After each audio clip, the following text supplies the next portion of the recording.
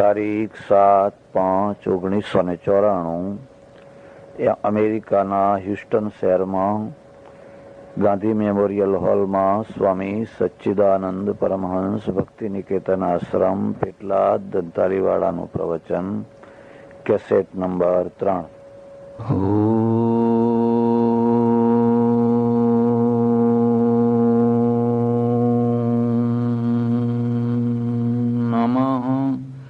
શાંતાય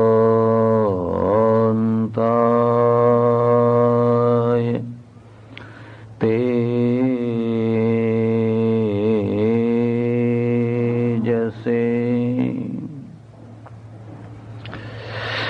ગુજરાતી સમાજ, હ્યુસ્ટનના પદાધિકારી શ્રીઓ, સજ્જનો અને બહેનો,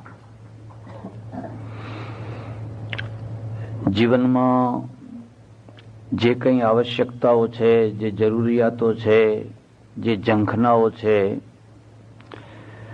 એને પૂરી કરવા માટેના જે માધ્યમો છે, જે સાધનો છે, એમાંનું એક સાધન ઉપાસના છે. ઈચ્છીએ કે ના ઈચ્છીએ, કોઈને કોઈ રીતે માણસ ઉપાસના કરતો હોય છે. કોઈ ભગવાનની કરે, કોઈ શેઠની કરે, કોઈ સાહેબની કરે, કોઈ રાજા મહારાજાની કરે, કોઈ પત્નીની કરે, કોઈ પતિની કરે. તમે જોશો તો પોતાની અપેક્ષાઓ પૂરી કરવા માટે જ્યાંથી એ અપેક્ષાઓ પૂરી થવાની સંભાવના હોય, પછી એ સાચી હોય કે ખોટી હોય, માણસ ઉપાસના કરતો હોય છે. એક બીજી વાત યાદ રાખજો, ઉપાસના શબ્દનો અર્થ થાય છે ઉપ, સમીપમાં, નજીકમાં, પાસે, બેસવું. આસના, બેસવું, કોઈની પાસે જઈને બેસવું. તમે જેની પાસે જઈને બેસો છો અને શરીરથી નહીં પણ મનથી બેસો છો, એ તમારી ઉપાસના છે. જેની પાસે બેસવાનું તમને ગમે, બેસી રહેવાનું તમને ગમે, એ તમારી ઉપાસના છે. એટલે આસ્તિક હોય કે નાસ્તિક હોય, કોઈને કોઈ રીતે માણસ ઉપાસના કરતો જ હોય છે.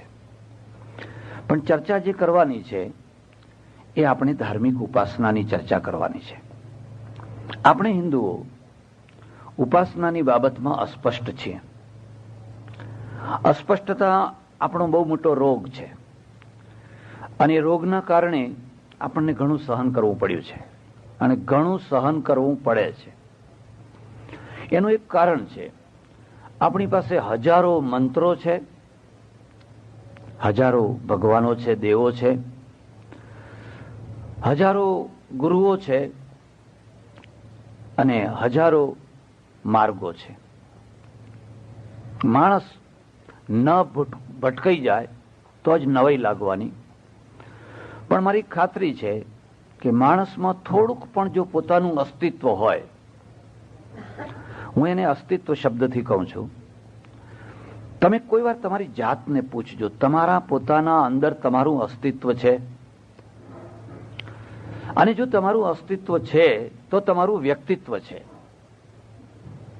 પણ જો તમારું અસ્તિત્વ ભૂંસાઈ ગયેલું હશે તો તમારું વ્યક્તિત્વ પણ ભૂંસાઈ ગયેલું હશે.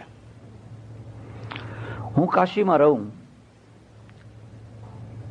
એક બ્રહ્મચારી અમારી સાથે ઘણી વાર બેઠક ઉઠક, એ મને કહે કે મારે શંકરાચાર્યના શિષ્ય થવું છે. મેં કહ્યું કેમ? એ બ્રાહ્મણ, હું એ બ્રાહ્મણ. મને કે મારે તો શંકરાચાર્યના જ શિષ્ય થવું છે.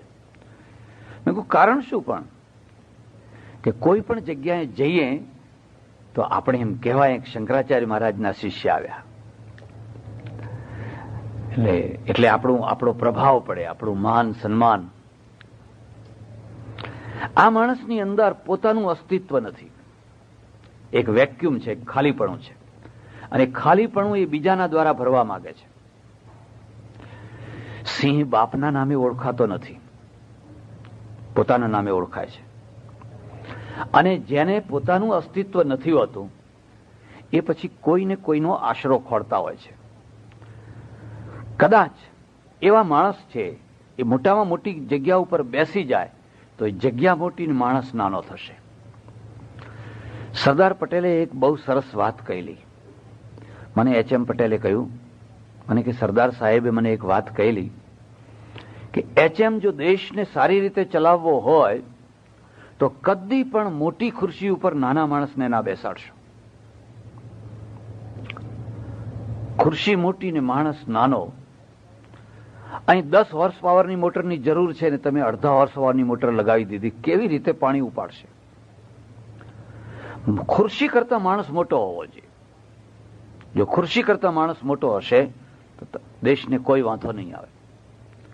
પણ ખુરશી મોટી અને માણસ દેખાય નહીં એટલો નાનો, એ દેખાય નહીં એટલો નાનો, દેશ નહીં ચાલી શકે. જે દશા દેશની એ જ દશા ધર્મની. જો ગાદી મોટી હોય ને માણસ નાનો બેઠો હોય, બિલકુલ નાનો બેઠો હોય, તો જે દશા દેશની એ જ દશા ધર્મની થઈને ઉભી રહે.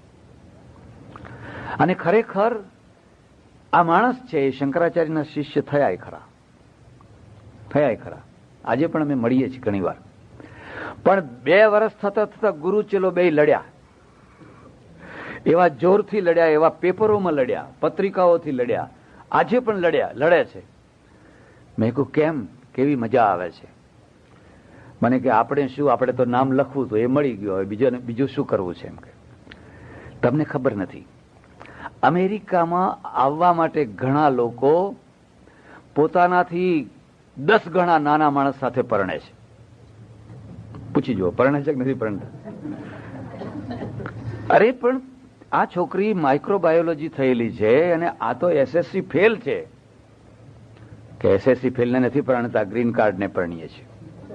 અમારે તો એકવાર અમેરિકા પહોંચી જવું છે ને પછી આગળનો રસ્તો બધો અમને કરતા.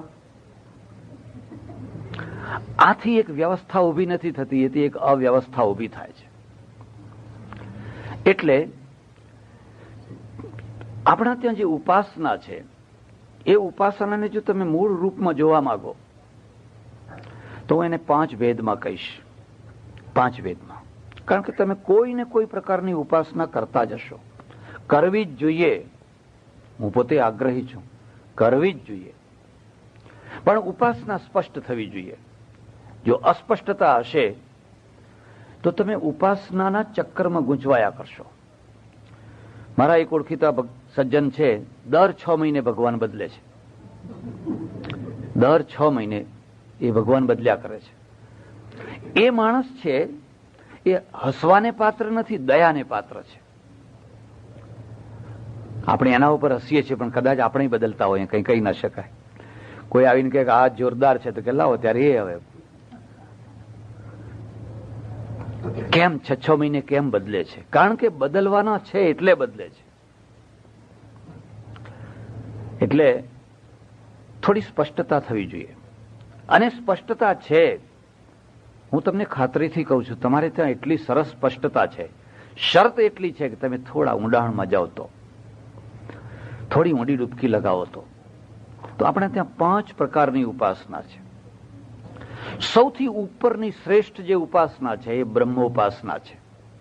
ઈશ્વરની, એક પરમેશ્વરની ઉપાસના, એક નિયંતા, એક કર્તા, એક પરમાત્મા. શીખો એને અલખ પુરુષ કહે છે. જપજી સાહેબ વાંચજો તો એમાં પહેલો જ શ્લોક છે અલખ પુરુષ, જેને લખી ન શકાય, જેની ઉત્પત્તિ ન હોય, જેનો નાશ ન હોય. એના માટે ઘણા વિશેષણો આપેલા છે. પણ એથી જરાક નીચે આવો તો બીજી કક્ષાની જે ઉપાસના છે એ દેવોની ઉપાસના છે, દેવોપાસના છે. એનાથી જરાક વધારે થોડાક નજીક આવો તો ત્રીજી જે ઉપાસના છે એ સિદ્ધોની ઉપાસના છે. એનાથી થોડીક નીચે આવો તો ચોથી જે ઉપાસના છે એ પ્રકૃતિની ઉપાસના છે. નદીઓ, પર્વતો, ઝરણા, ફલાણું, ચંદ્ર, સૂર્ય, ફલાણું, પ્રકૃતિ, મેટર. અને એનાથી એ નીચે આવો અને છેલ્લામાં છેલ્લી ઉપાસના એ વ્યક્તિ પૂજા છે, કોઈ એક વ્યક્તિને પકડીને. આ 5 ઉપાસનાઓ છે. ઉપનિષદ છે એ નીચેથી ઉપર લઈ જવા માંગે છે, ઉપરથી નીચે નથી લાવવા માંગતા. તમે આખા ઉપનિષદો જોજો, કોઈ જગ્યાએ વ્યક્તિ પૂજા નથી. યાજ્ઞવલ્ક બહુ મોટા ઋષિ છે, બીજા બધા ઘણા મોટા મોટા સમર્થ ઋષિઓ છે જેને જનક રાજા માન આપે છે, પણ ઋષિ એ ઋષિ જ છે. અને એની મહિમા એટલી છે કે એને જે નથી આવડતું એનો સ્વીકાર કરે છે કે આ મને નથી આવડતું. તમે પેલા ફલાણા ઋષિ પાસે જઈને સાંભળો, મારું આટલું જ જ્ઞાન છે.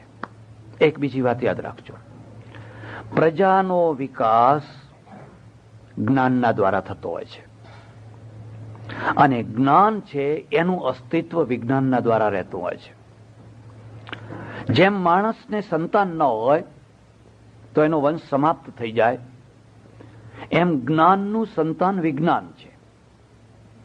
અને જો વિજ્ઞાન રૂપી એને સંતાન ન થાય તો જ્ઞાન મરી જતું હોય છે. સતત જ્ઞાનને વિજ્ઞાનનું સંતાન થવું જ જોઈએ. આજે જે વિજ્ઞાન છે ને એ કાલનું જ્ઞાન છે, કારણ કે પરમ દિવસે નવું વિજ્ઞાન આવવું જ જોઈએ.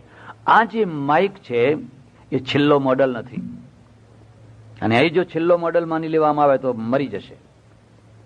આના મોડલો નીકળ્યા જ કરશે, અને જે નવા મોડલો કાઢશે ને એની મુઠ્ઠીમાં દુનિયા હશે. Made in Japan, made in Japan, made in Japan. Made in India કેમ નથી? જોકે હવે આપણે થોડાક પ્રગતિ કરી રહ્યા છીએ. જે નવા મોડેલો કાઢશે એની મુઠ્ઠીમાં દુનિયા હશે, અને જે જૂના મોડેલ ઉપર પૂર્ણ વિરામ મૂકીને બેસી ગયા, કહી દીધું બસ હવે અમારે આ છેલ્લું, આથી વધારે કશું જ નથી, એ મરી જવાના. જ્ઞાન છે એને સતત વિજ્ઞાનનું સંતાન જોઈએ જ. ઉપનિષદ છે એ આ સિદ્ધાંતને માનનારું છે. અમારે ત્યાં એક બહુ મોટા ઋષિ છે, હું તમને એની વાત કરું. એની પાસે એક ચક્રવર્તી રાજા છે ને, એ રાજા બ્રહ્મવિદ્યા ભણવા જાય છે, અને રાજા જઈને કહે છે કે મને બ્રહ્મવિદ્યા ભણાવો. તો ઋષિ કહે છે મને બ્રહ્મવિદ્યા નથી આવડતી, બીજી વિદ્યા આવડે છે. તું કહેતો નક્ષત્ર વિદ્યા ભણાવું, ફલાણી વિદ્યા ભણાવું, ફલાણી વિદ્યા ભણાવું, પણ મને બ્રહ્મવિદ્યા નથી આવડતી. પોતાની અલ્પતાનો સ્વીકાર એ જ્ઞાન અને સંતપણાની પહેલી નિશાની છે. તમે તમારી અલ્પતાને સ્વીકાર કરી શકો છો, તમારું જ્ઞાન વધશે, તમે સાચા સંત બનશો. તમે તમારી અલ્પતાને, તમારી દુર્બળતાને ઢાંકો તો ઢોંગી બનશો. પણ એ અલ્પતાને, દુર્બળતાને જો જ્ઞાનમાં ખપાવશો તો અહંકારી થશો, દુનિયાને ભટકાવી મારશો. સ્વીકાર કરી લો, મને આ નથી આવડતું. જે આવડતું તો એટલું મેં તમને કહ્યું, મને આ બ્રહ્મવિદ્યા નથી આવડતી.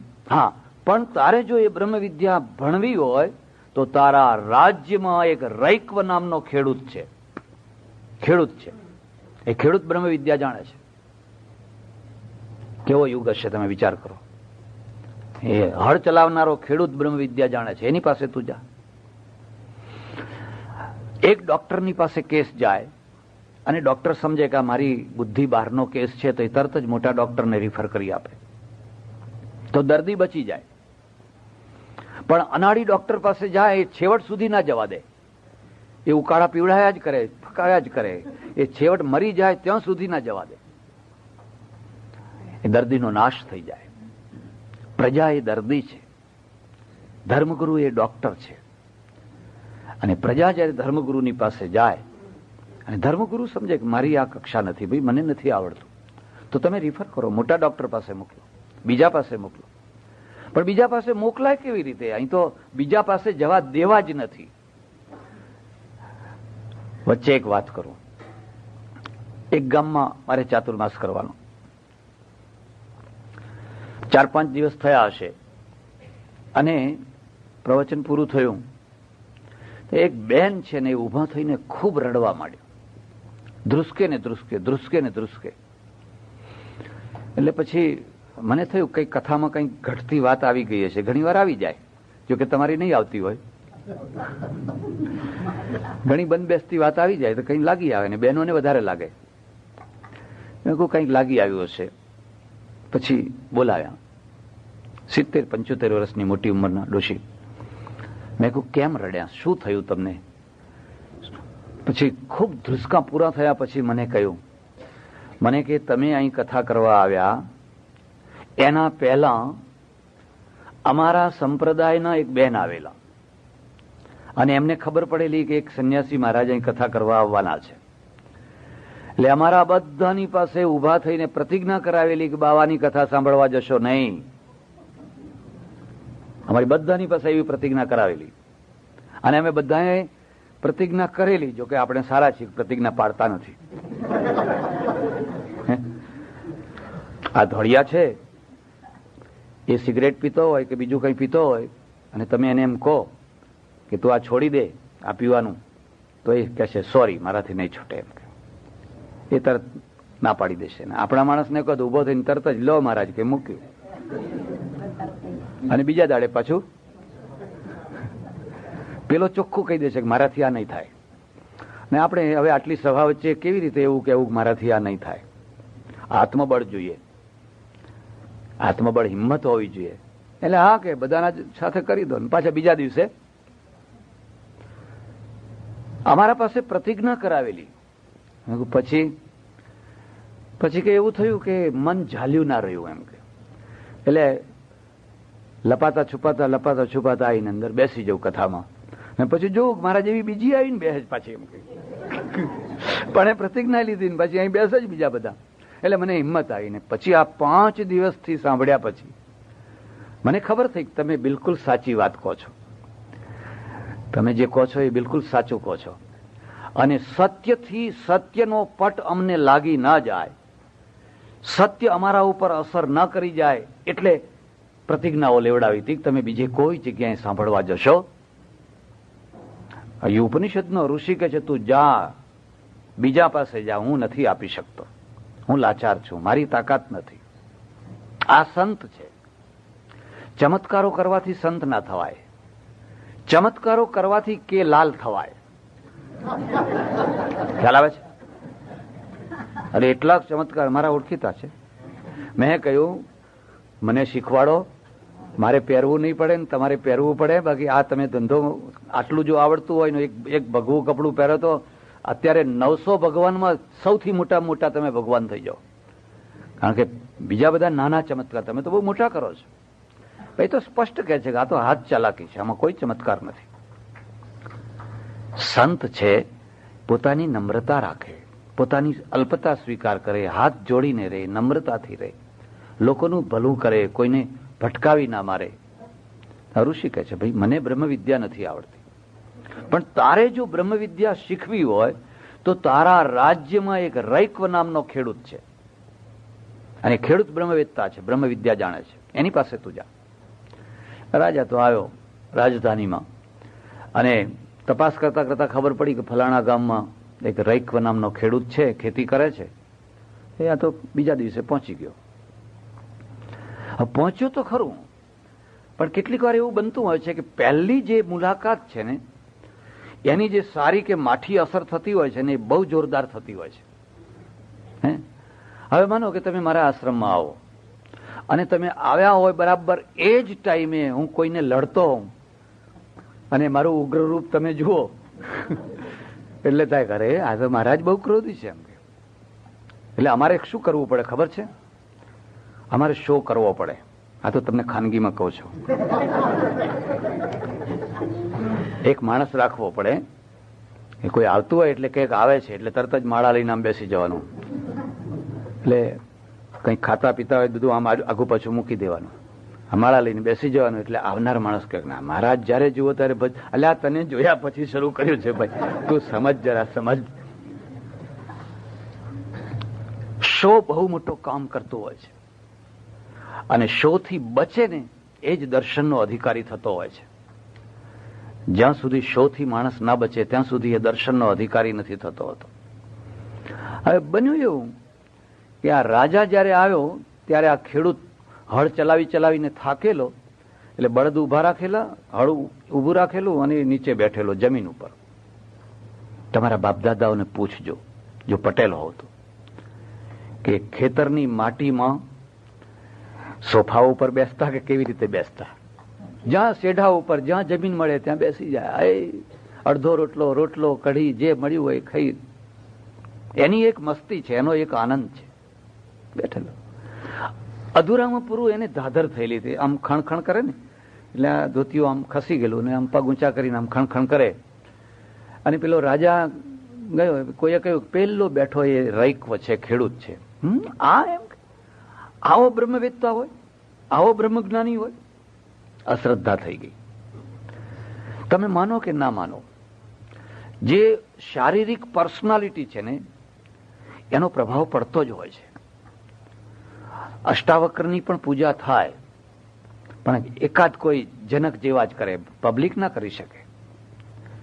પેલા બધા વિદ્વાનો તો એને લૂલો લંગડો એમ જ કહેતા હતા.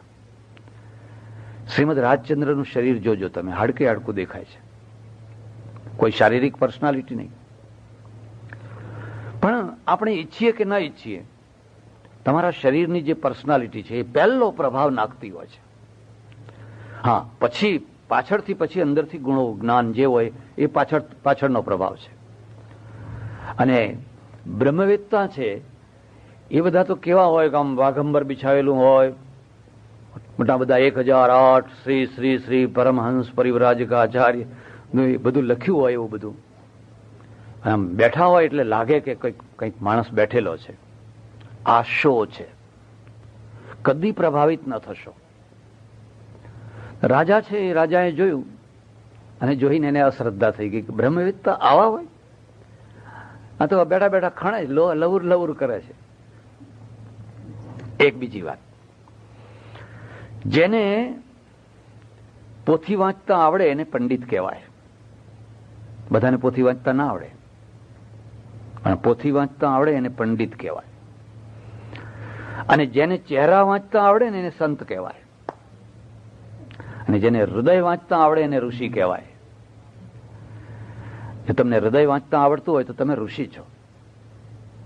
તમે કોઈનો ચહેરો વાંચી શકો છો. બન્યું એવું, એકવાર અમારે 8-10 માણસોને જમવા જવાનું થયું. અને હવે જમવા તો રોજ જ જવાનું હોય છે, નવા નવા ઘરોમાં જવાનું થાય.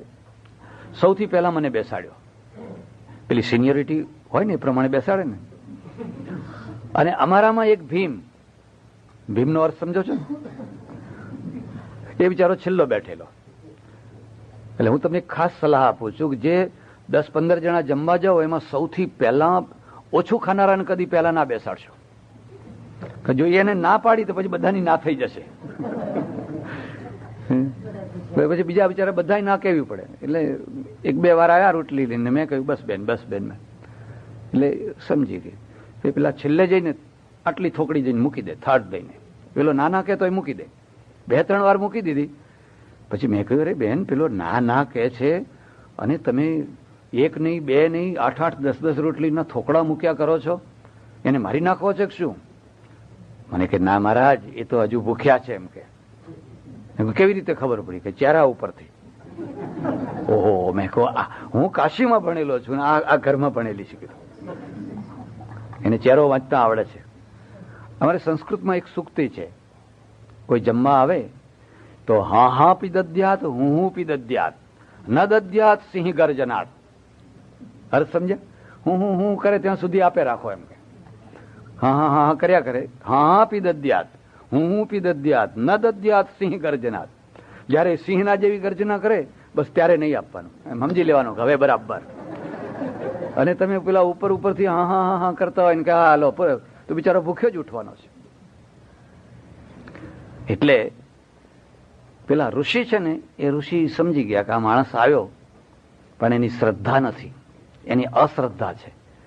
અને અમારે ગીતામાં એક ખાસ ચેતવણી આપી છે, ઇદમ તે ના તપસ્કાય ના ભક્તાય કદાચન નચા શુશ્રુષવે વાચ્યમ નચમાં યોભ્ય સુયતિ. અર્જુન, આ જ્ઞાન તું આટલા માણસોને આપીશ નહીં, એમાં જે અશ્રદ્ધા વાળો હોય એને ના આપીશ.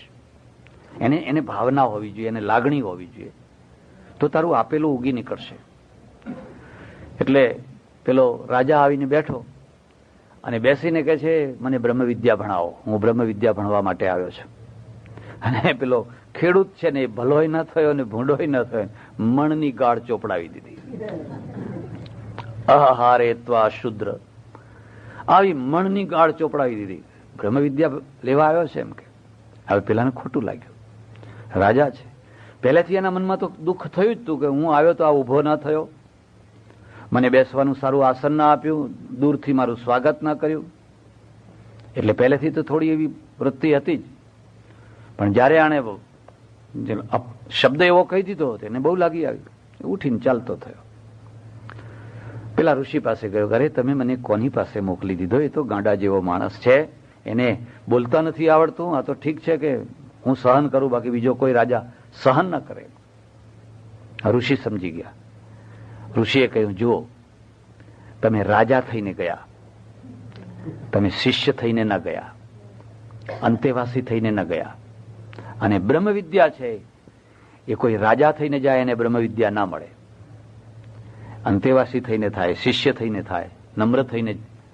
હવે તમે બીજી વાર જાઓ સમિત પાણી લઈને, સમિત પાણી થઈને, અને નમ્રતાથી જાઓ. બીજી વાર ગયા સમિત પાણી, નમ્રતાથી, વિનયથી, વિવેકથી. એટલે આપણા ત્યાં એક બીજી મર્યાદા પણ છે. તમે ભગવાન પાસે જાઓ તો કંઈક લઈને જાઓ, પુષ્પ. આ બહેનો કંઈ ને કંઈ ફળ. રાજા પાસે જાઓ તો કંઈક લઈને જાઓ, કોઈ મોટા માણસ પાસે જાઓ તો કંઈક લઈને જાઓ, તમને ફાયદો થશે. હું તમને કોઈના ઘેર મહેમાન થઈને જાઓ તો કંઈક લઈને જાઓ. હાથ હલાવતા હલાવતા જાય બસ. અરે પણ કંઈ નહીં તો શાકભાજી લઈ લો રસ્તામાંથી, કંઈક લઈ જાઓ, છોકરા માટે કંઈક લઈ જાઓ, કંઈક લઈ જાઓ. ચાણક્ય લખ્યું છે, નીતિશાસ્ત્રમાં લખેલું છે. એમણે કહ્યું છે, બાપ જયારે 2 દિવસ ગામમાંથી પાછો આવે તો પોતાના બાળક માટે કંઈક લેતો આવે. છોકરું રાહ જોઈને બેઠું હોય, મારા પપ્પા લાવશે. અરે પપ્પાએ તો કોઈ દાડો લાવતા જ નથી કશું. અને એટલું લખ્યું છે કે પત્ની માટે પણ કંઈક ને કંઈક લઈ જાઓ, ખાલી હાથે ના જાઓ, કંઈક ને કંઈક લઈ જાઓ, ફાયદો થશે, રસોઈ સારી મળશે, ખૂબ પ્રેમથી જમાડશે. એક નાની ચીજ, પણ એમાંથી તમારું આખું દાંપત્ય સુધરી જશે. એ યાદ કરીને હું તારા માટે લાવ્યો છું. એટલે સમિત પાણી વ્યવસ્થા કરી, સમિત પાણી થઈને જવાનું. પછી તો એને બ્રહ્મ વિદ્યા ભણાવી, પૂરી બ્રહ્મ વિદ્યા ભણાવી. આ ઉપનિષદ છે.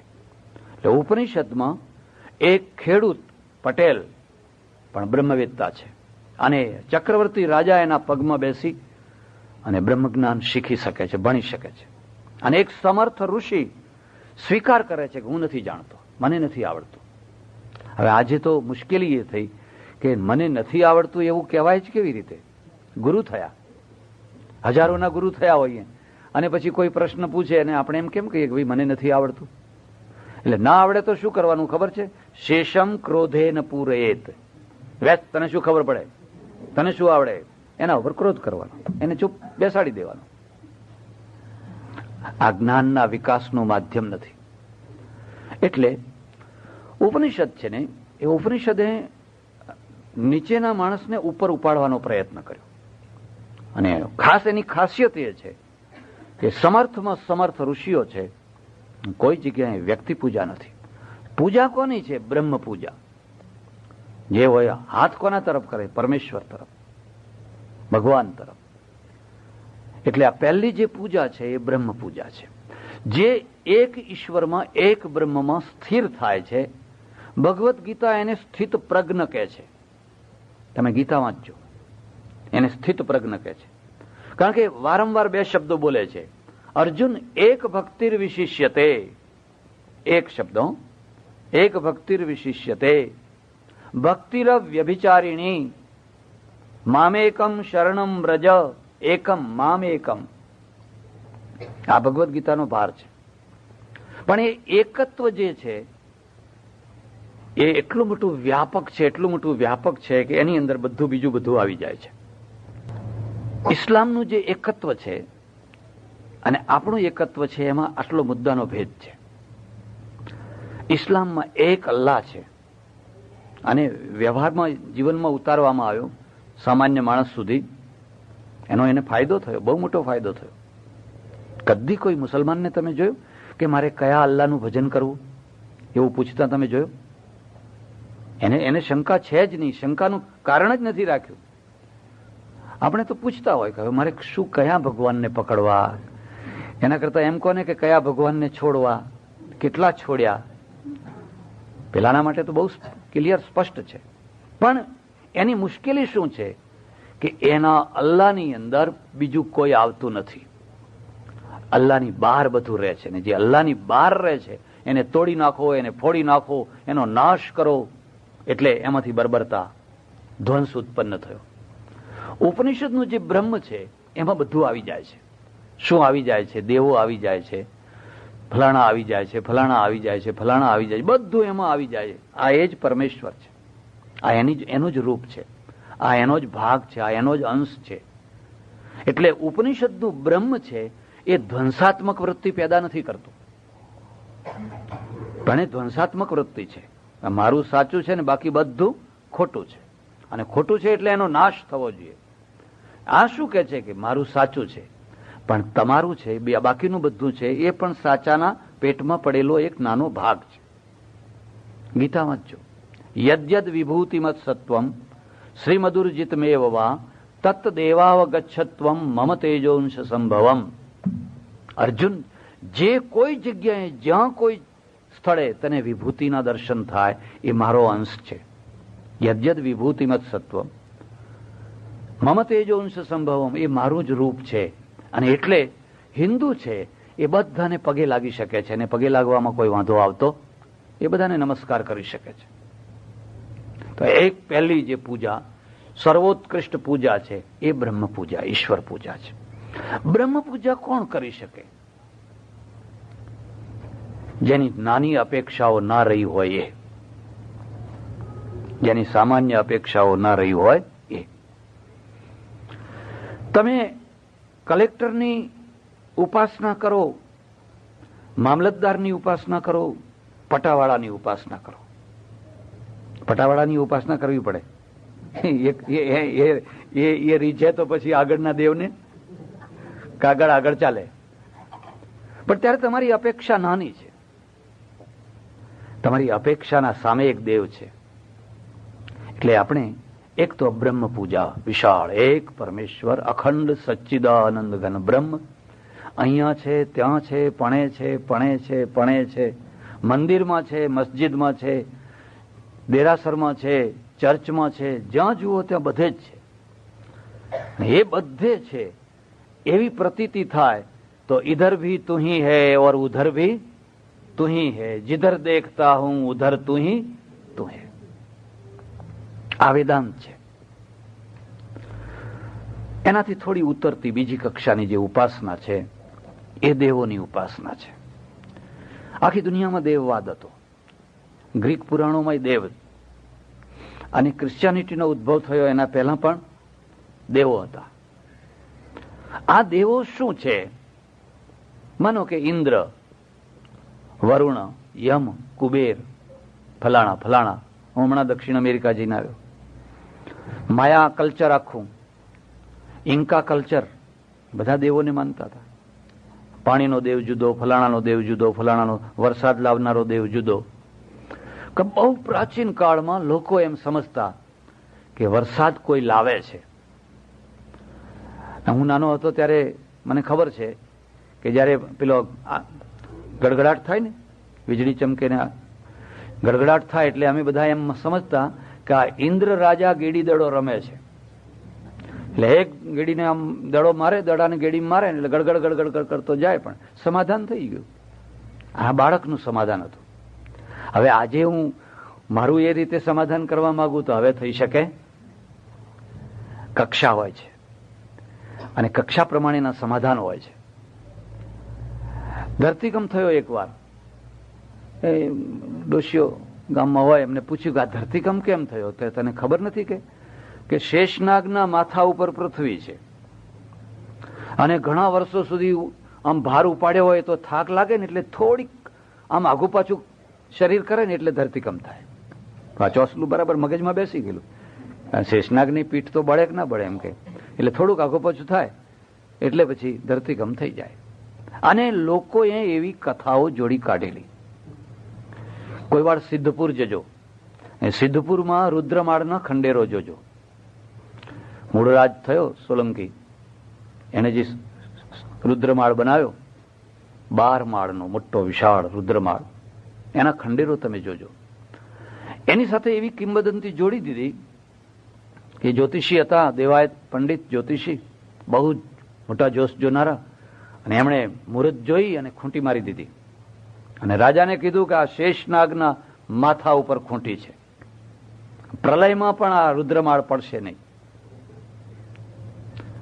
એટલે મેં મુહૂર્ત જોઈને ખૂંટી મારેલી છે. પછી બન્યું એવું કે રાત્રે રાજાને શંકા થઈ કે ખરેખર આ સાચી વાત છે કે ખોટી વાત છે, કે લાવને તપાસ કરું. રાત્રે ઉઠીને ગયા, પેલી હચમચાવીને ખૂંટી કાઢી તો અંદરથી લોહીની ધારા નીકળી. પછી ખૂંટી હતી તેને ત્યાં લગાવી દીધી.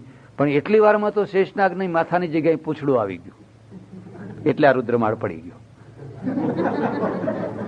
ખ્યાલ?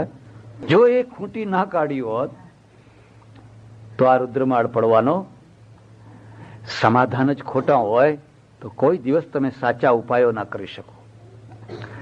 ખૂંટી હાથની હોય, કેટલી હોય, વેંતની હોય, હાથની હોય, અને એટલામાં શેષનાગનું માથું આવી જાય તો કૂવો ખોદનારની શું દશા થાય? અને એટલી વારમાં માથું ફરી જાય ને પૂંછડું આવી જાય તો પછી બાકીનું બધું શું થઈ જાય? હલચલ થઈ જાય. આ વહેમ છે.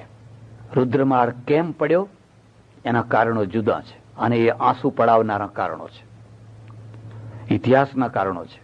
પણ હું તમને આટલું કહી દઉં કે મેં મારા આશ્રમમાં એકે એક કામ કાળ ચોઘડિયામાં કર્યું, જાણી કરીને. દરેક કામ જાણી કરીને કાળ ચોઘડિયામાં કરવું. કંઈ કરતા લોકોના મગજમાંથી વેમ નીકળે છે, કંઈ કરતા બધું જ. અમારે ડોક્ટર હતા, એ બહુ જ્યોતિષને માનનારા. મેં કહું આપણે દવાખાનું શરૂ કરવાનું છે. મને કહે 4-5 દિવસ સુધી કોઈ સારું મુહૂર્ત જ નથી.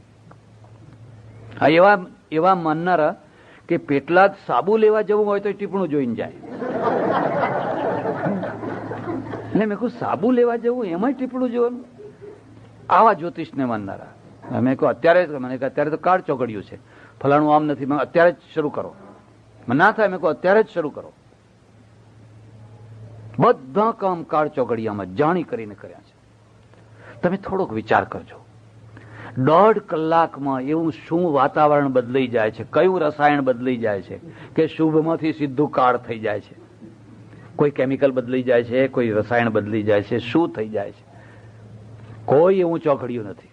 આપણા ચોઘડિયા છે જ નહીં. આ તો બહારના આવેલા છે, આપણા છે જ નહીં. અને પછી તો લોકોના મગજમાં એવું બેસાડી દીધું કે અમારે ત્યાંથી લોકો અમેરિકા બહાર જવા નીકળવાના હોય ને તે દિવસે બરાબર સારો ચોઘડિયું ના હોય તો પહેલા થેલી આવીને આશ્રમમાં મૂકી જાય, પસ્તાણું. આ કેમ કે તે દિવસે જરા સારું નથી એટલે આ પસ્તાણું મૂકી ગયા છે. આ અમેરિકામાં પૂછજો કોઈને, આ લોકો પ્લેન પકડવા જાય છે તો ચોઘડિયા જોવે છે. દર મિનિટે પ્લેન ઉડે છે, દર મિનિટે. અને જો એ ચોઘડિયા જોવા બેઠા હોત તો આપણા કરતા પાછળ હોત. આપણે આ ચોઘડિયામાં પાછળ રહી ગયા. પોણા 200 વર્ષ અંગ્રેજોએ રાજ કર્યું. ચોઘડિયા જોયા હતા? આજે જઈને જુઓ, દિલ્હીમાં, ગાંધીનગરમાં મંત્રીઓના તાંત્રિકો રાખેલા છે, જ્યોતિષીઓને તાંત્રિકો. એ કે એમ કરવાનું, એ કે એ બધી વિધિ કરવાની. હવે આ રાજ કરવાના હતા. પાણીપતના મેદાનમાં પેશવા કેમ હાર્યો તમને ખબર છે? 1 લાખ મરાઠા મરાયા, 1 લાખ. પાણીપતના મેદાનમાં આ બાજુ આખા મરાઠાનું લશ્કર અને પેલી બાજુ મુસ્લિમ લશ્કર. પણ 1 મહિના સુધી લડાઈ ના થઈ. એટલા માટે લડાઈ ના થઈ કે મુહૂર્ત ના હતું. આજ ચોઘડિયું સારું નથી, આજ ફલાણું નથી, આજ ફલાણું નથી, આજ ફલાણું નથી. 1 મહિના સુધી લશ્કર પડી રહ્યું. તમે કલ્પના કરો કે 2 લાખ માણસો હોય, 2 લાખ માણસને મહિના સુધી તમારે જંગલમાં ખવડાવવાનું છે, પાણી ખાવાની, અને ખાવાનું બધું ખૂટવા માંડ્યું. એટલે છેલ્લી ઘડી હવે નિર્ણય કર્યો કે હવે ચારે લડી લો આપણે. હારી ગયા. અને 1 લાખ મરાઠા એક જ દિવસમાં મરાયા. બાકીના બધા ભાગીને છૂટી નાસી ગયા. પેશવાઈ મરાયો એમાં. જો એ ચોઘડિયા એના મગજમાં ન હોત ને તો કદાચ દિલ્હી ઉપર મરાઠાનો ભગવો ઝંડો ફરક્યો હોત, પણ 1 મહિના સુધી બેસી રહ્યા. આજે પણ તમે દેશમાં જઈને જુઓ તો ચોપડા લાવવાના મુહૂર્ત, ગાદી પાથરવાના મુહૂર્ત, ચોપડા ઉઘાડવાના મુહૂર્ત, ફલાણા મુહૂર્ત, ફલાણા મુહૂર્ત, ફલાણા મુહૂર્ત, અને મગજમાં એવું ભરી દીધેલું હોય કે જો વરસ સારું ના આવ્યું તો કે આ મુહૂર્ત ખોટું આવ્યું એટલે આવું થયું. થોડોક તો વિચાર કરો કે જેણે રામના રાજ્યાભિષેકનું ચોઘડિયું ગાડ્યું હશે એ કોઈ નાનો માણસ હતો? રામના રાજ્યાભિષેક માટે જેને ચોઘડિયું કાઢ્યું હતું કે પડ્યું, સફળ થયું? આ મગજમાંથી કાઢી નાખો. આ વેમ છે. અને હિંમત કરીને કાળ ચોઘડિયામાં કામ કરો. હું તો લોકોને ઘણી વાર કહું કે જો તમારે ટ્રેનમાં યાત્રા કરવી હોય તો બુધવાર કે અમાવસ્યાના દિવસે કરવી, રિઝર્વેશનની જરૂર જ નહીં. કારણ કે પેલા વહેમીલા માણસો હોય તે દિવસે બધા નીકળે નહીં, આપણે એ દિવસનો લાભ લેવાનો હંમેશા.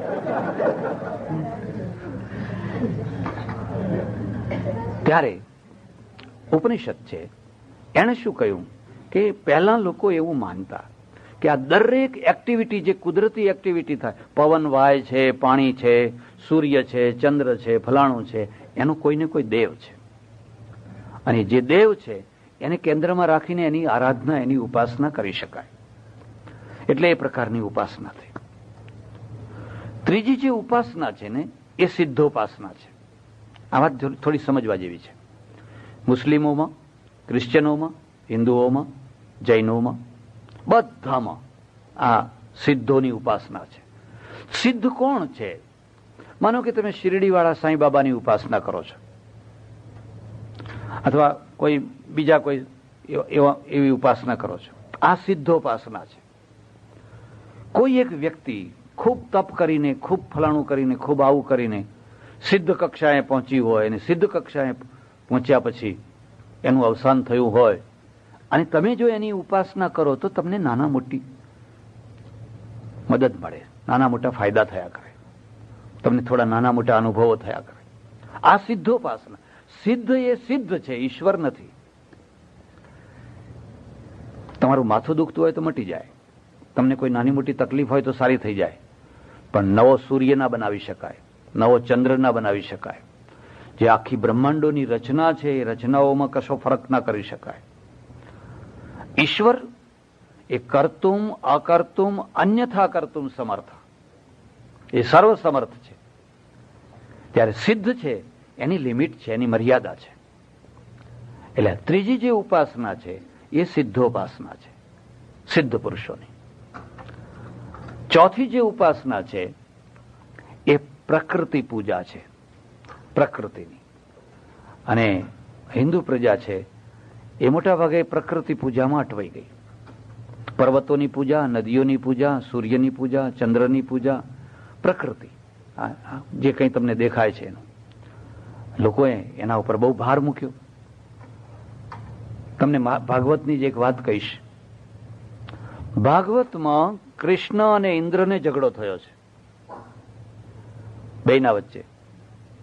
દર વર્ષે ઇન્દ્રને જે આપવાનું છે એ કૃષ્ણે કહ્યું નથી આપવું આપણે. એટલે ઇન્દ્રે કોપાયમાન થઈને 12 મેઘ વરસાવ્યા. અને કૃષ્ણે શું કર્યું કે ગોવર્ધન હતો ને એને ટચલી આંગળીઓ ઉપાડી લીધો. તમારા ઘરમાં ચિત્ર હોય તો જોજો. અને આખા વ્રજને કીધું તમે અંદર આવી જાઓ. તો કેટલા દિવસો સુધી મેઘ તૂટી પડ્યા, પણ કોઈ વ્રજના ગોવાળને કે ગાયોને કે કોઈને કશું નુકસાન થયું? આ તો કથા થઈ. પણ કોઈ વાર એના ઊંડાણમાં ઉતરવાનો કોઈ પ્રયત્ન કરે છે? ઈચ્છા થાય તો આજે પણ તમે વ્રજમાં જઈને ગોવર્ધન પર્વતને જોઈ આવજો. એ કોઈ ટેબલ નથી કે આમ હાથ નાખીને ઊંચો કરી દેવાય. હે કે આ થાળી પડી હોય ને આપણે નીચે હાથ નાખીએ આમ ઊંચો થઈ જાય. અરે એ તો જેટલો ઉપર દેખાય છે એથી કેટલાય ગણો નીચે એના અંદર મૂળ છે, એટલે ઊંડાણમાં છે. પણ લોકોને એક જ વાત કે સાંભળો જ. અમારે એક બહેન છે, એને 71 વાર ભાગવત સાંભળ્યું છે. અને આજે જો એને ખબર પડે ફલાણી જગ્યાએ સપ્તાહ થાય છે, જઈને બેસી જ જવાનું અને હરિહરી હરિહરી બોલ્યા કરવાનું. અને એટલું જ નહીં, પેલા મહારાજ બોલે એના પહેલા એ બોલી દે, એને ખબર છે કે આગળ શું આવવાનું છે. કારણ કે એને 71 વાર ભાગવત સાંભળ્યું છે. પણ કોઈ દિવસ અંદર ઊંડાણમાં નથી ઉતરવાનો પ્રયત્ન કર્યો. એક લોજિક રીતે તમે વિચાર કરો કે જ્યારે અતિવૃષ્ટિ થાય, 12 મેઘ તૂટી પડે, તો પહાડને માથા ઉપર ઉપાડવાનો હોય કે આપણે પહાડ ઉપર ચડી જવાનું હોય? એક લોજિક રીતે વિચાર કરો. રેલ આવી હોય, કંઈક આવ્યું હોય, તો માણસો દોડીને પહાડ ઉપર, ઘર ઉપર, ઝાડ ઉપર ચડી જાય, ઊંચી જગ્યા ઉપર ચડી જાય. જો વ્રજને બચાવવું હોય તો સાચો ઉપાય તો એ હતો કે બધા માણસો ભેગા થઈને ઉપર ટોચ ઉપર ચડી જાય, તો પેલું પાણી બધું નીચે રહે, તો ઉપરના માણસો પોતાના માથા ઉપર ઉપાડ્યો. એનું પરિણામ એ આવે કે ઉપર પડેલો વરસાદ નીચે ખાડામાં આવે, ઉલટા વહેલા મરે માણસો. કોઈ લોજિક નહીં, કોઈ વિચાર નહીં, બસ એક જ વાત, હરિહરી થવા દો, બસ બીજી વાત નહીં. કે મહારાજ કે બહુ રાહ પડે છે, કે હા હા ટાઈમ ઓછો પડે છે, એમ કે હજુ અરે આટલો ટાઈમ એ ઓછો પડે છે. ડોશીમાં હતો અને રોજ કથા સાંભળવા જાય, અને કથા સાંભળવા જાય એટલે પછી ઘેર આવીને વાત કરે કે હા હા આજ તો કઈ મજા આવી, કઈ મજા આવી, કઈ શું. અરે મહારાજે કઈ એવું દૃષ્ટાંત મૂક્યું કે એક ડોશી છે, એ બેઠી બેઠી એના ઉંબરા ઉપર બેઠી બેઠી સોયમાં દોરો પરોવતી હતી. એટલામાં તો એક રાવણનું ઊંટ છે ને ભડકીને દોડ્યું ને, જે કૂદ્યું તે સોયના નાકામાંથી. કઈ મજા આવે, કઈ મહારાજ કઈ કથા કરે છે, કઈ કથા કરે છે. અરે કે આખું ઊંટ કે નાકામાંથી પેલી તરફ, પણ પૂંછડું અટકી ગયું, એમ કે પૂંછડું અટકી ગયું. કઈ મજા આવે છે કે? પણ તમે કંઈક તો વિચાર કરો કે આ આખા નાકામાંથી ઊંટ નીકળ્યું કેવી રીતે, અને આ પૂંછડું કેવી રીતે? આ વાસ્તવિકતા છે, ખોટી વાત નથી, પણ એનો અર્થ છે, એનો અર્થ છે. એટલે તમે ભાગવતની અંદર જોશો તો એમાં કહ્યું કે ભાઈ ભગવાને ગોવર્ધન ઉપાડી લીધો અને પછી આખા વ્રજને નીચે બચાવી લીધો. આ ઉપાડી લીધાનો અર્થ શું છે? ગોવર્ધન. ગોના 16 અર્થો કરેલા છે. ગો એટલે ઇન્દ્રિયો, ગો એટલે મન, ગો એટલે બુદ્ધિ, ગો એટલે બ્રહ્મ વિદ્યા, ગો એટલે ગાય, ગો એટલે પૃથ્વી. શબ્દકોશમાં એના 16 અર્થ કરેલા છે. જેના કારણે બ્રહ્મ વિદ્યાની વૃદ્ધિ થાય એનું નામ ગોવર્ધન. બ્રહ્મ વિદ્યાની વૃદ્ધિ ક્યારે થાય? કે દેવ વિદ્યામાંથી માણસ છૂટે ત્યારે. દેવ વિદ્યામાંથી ક્યારે માણસ છૂટે? કે જ્યારે સાંસારિક અપેક્ષાઓ વાળી ભક્તિ એની ઓછી થાય ત્યારે. સાંસારિક અપેક્ષાનો અર્થ જાણો છો? અમારું એક ઓળખીતું ગામ છે ચરોતરમાં. ત્યાં ગયા એક મહારાજ તો બિચારા બહુ દુઃખી. મને કે 12 મહિનાથી અહીં પડ્યો છું, પણ કોઈ જમવાય બોલાવતું નથી, એમ કે કોઈ જમવાય નથી બોલાવતું. બહુ દુઃખી હશે. કીધું શું થાય ભાઈ? 2-3 વર્ષ પછી ફરી આવ્યો તો સુખી થઈ ગયેલા. મને કે લીલા લહેર છે. શું થયું? એક દેરી બતાવી. મને કે જુઓ આ દેરી બનાવી. એમ કે શું આ દેરી? મને કે આનું નામ જોરિયા દેવ. ખ્યાલ આવ્યો? આનું નામ છે જોરિયા દેવ. આ ગામમાં 600 ઘર પટેલોના છે, અને 2 ભેંસો રાખે તો 1200 ભેંસો થાય. એટલે અમારા જોરિયા દેવનું કામ છે કે કોઈ પટેલની ભેંસ દૂધ દેવા ના દેતી હોય એનો દોરો અમે કરી આપીએ એટલે દૂધ દેવા દે. હવે લીલા લહેર છે. એટલે એ નિયમ એવો બનાવ્યો કે આ આટલું દૂધ લઈને આવે, દોડો કરી દે, બધી ઊન રાખેલી કાળા. તો મને મેં કહું ખરેખર આ જોરિયા દેવ કરે છે?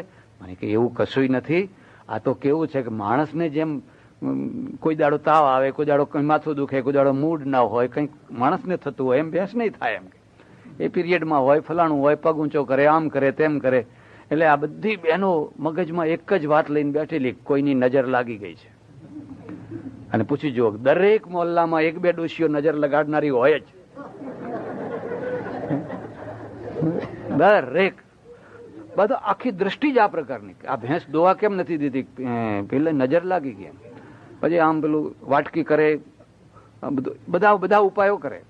પછી જોરિયા દેવ પાસે જાય. એટલે અમે દોરો કરી આપીએ, 2-3 દિવસમાં એ દોવા દે. કારણ કે અમે દોવા દેવાની જ છે, કશું નહીં કરો તો દોવા દેવાની જ છે. દરેકનો ટાઈમ પૂરો થાય એટલે પછી મૂડ સારો થઈ જાય, દોવા દેવાની જ છે. પણ અમારે હવે જયારે જુઓ ત્યારે પવાલી ભરીને દૂધ અહીં પડ્યું હોય છે, અને ખાવા પીવાની લીલા લહેર છે. હવે કોઈ જાતની કશી ચિંતા રહી. ભલું થજો આ જોરિયા દેવનું. આ જોરિયા દેવની જે ઉપાસના છે એ બ્રહ્મોપાસના નથી, એ ઈશ્વરોપાસના નથી, એ તો ભેંસને દોવા દેવા માટેની જ. એક બેન એક છોકરાને લઈને મારા આશ્રમમાં આવ્યા. તે હું બેઠેલો ખુરશી ઉપર હોલમાં, તે આવ્યા.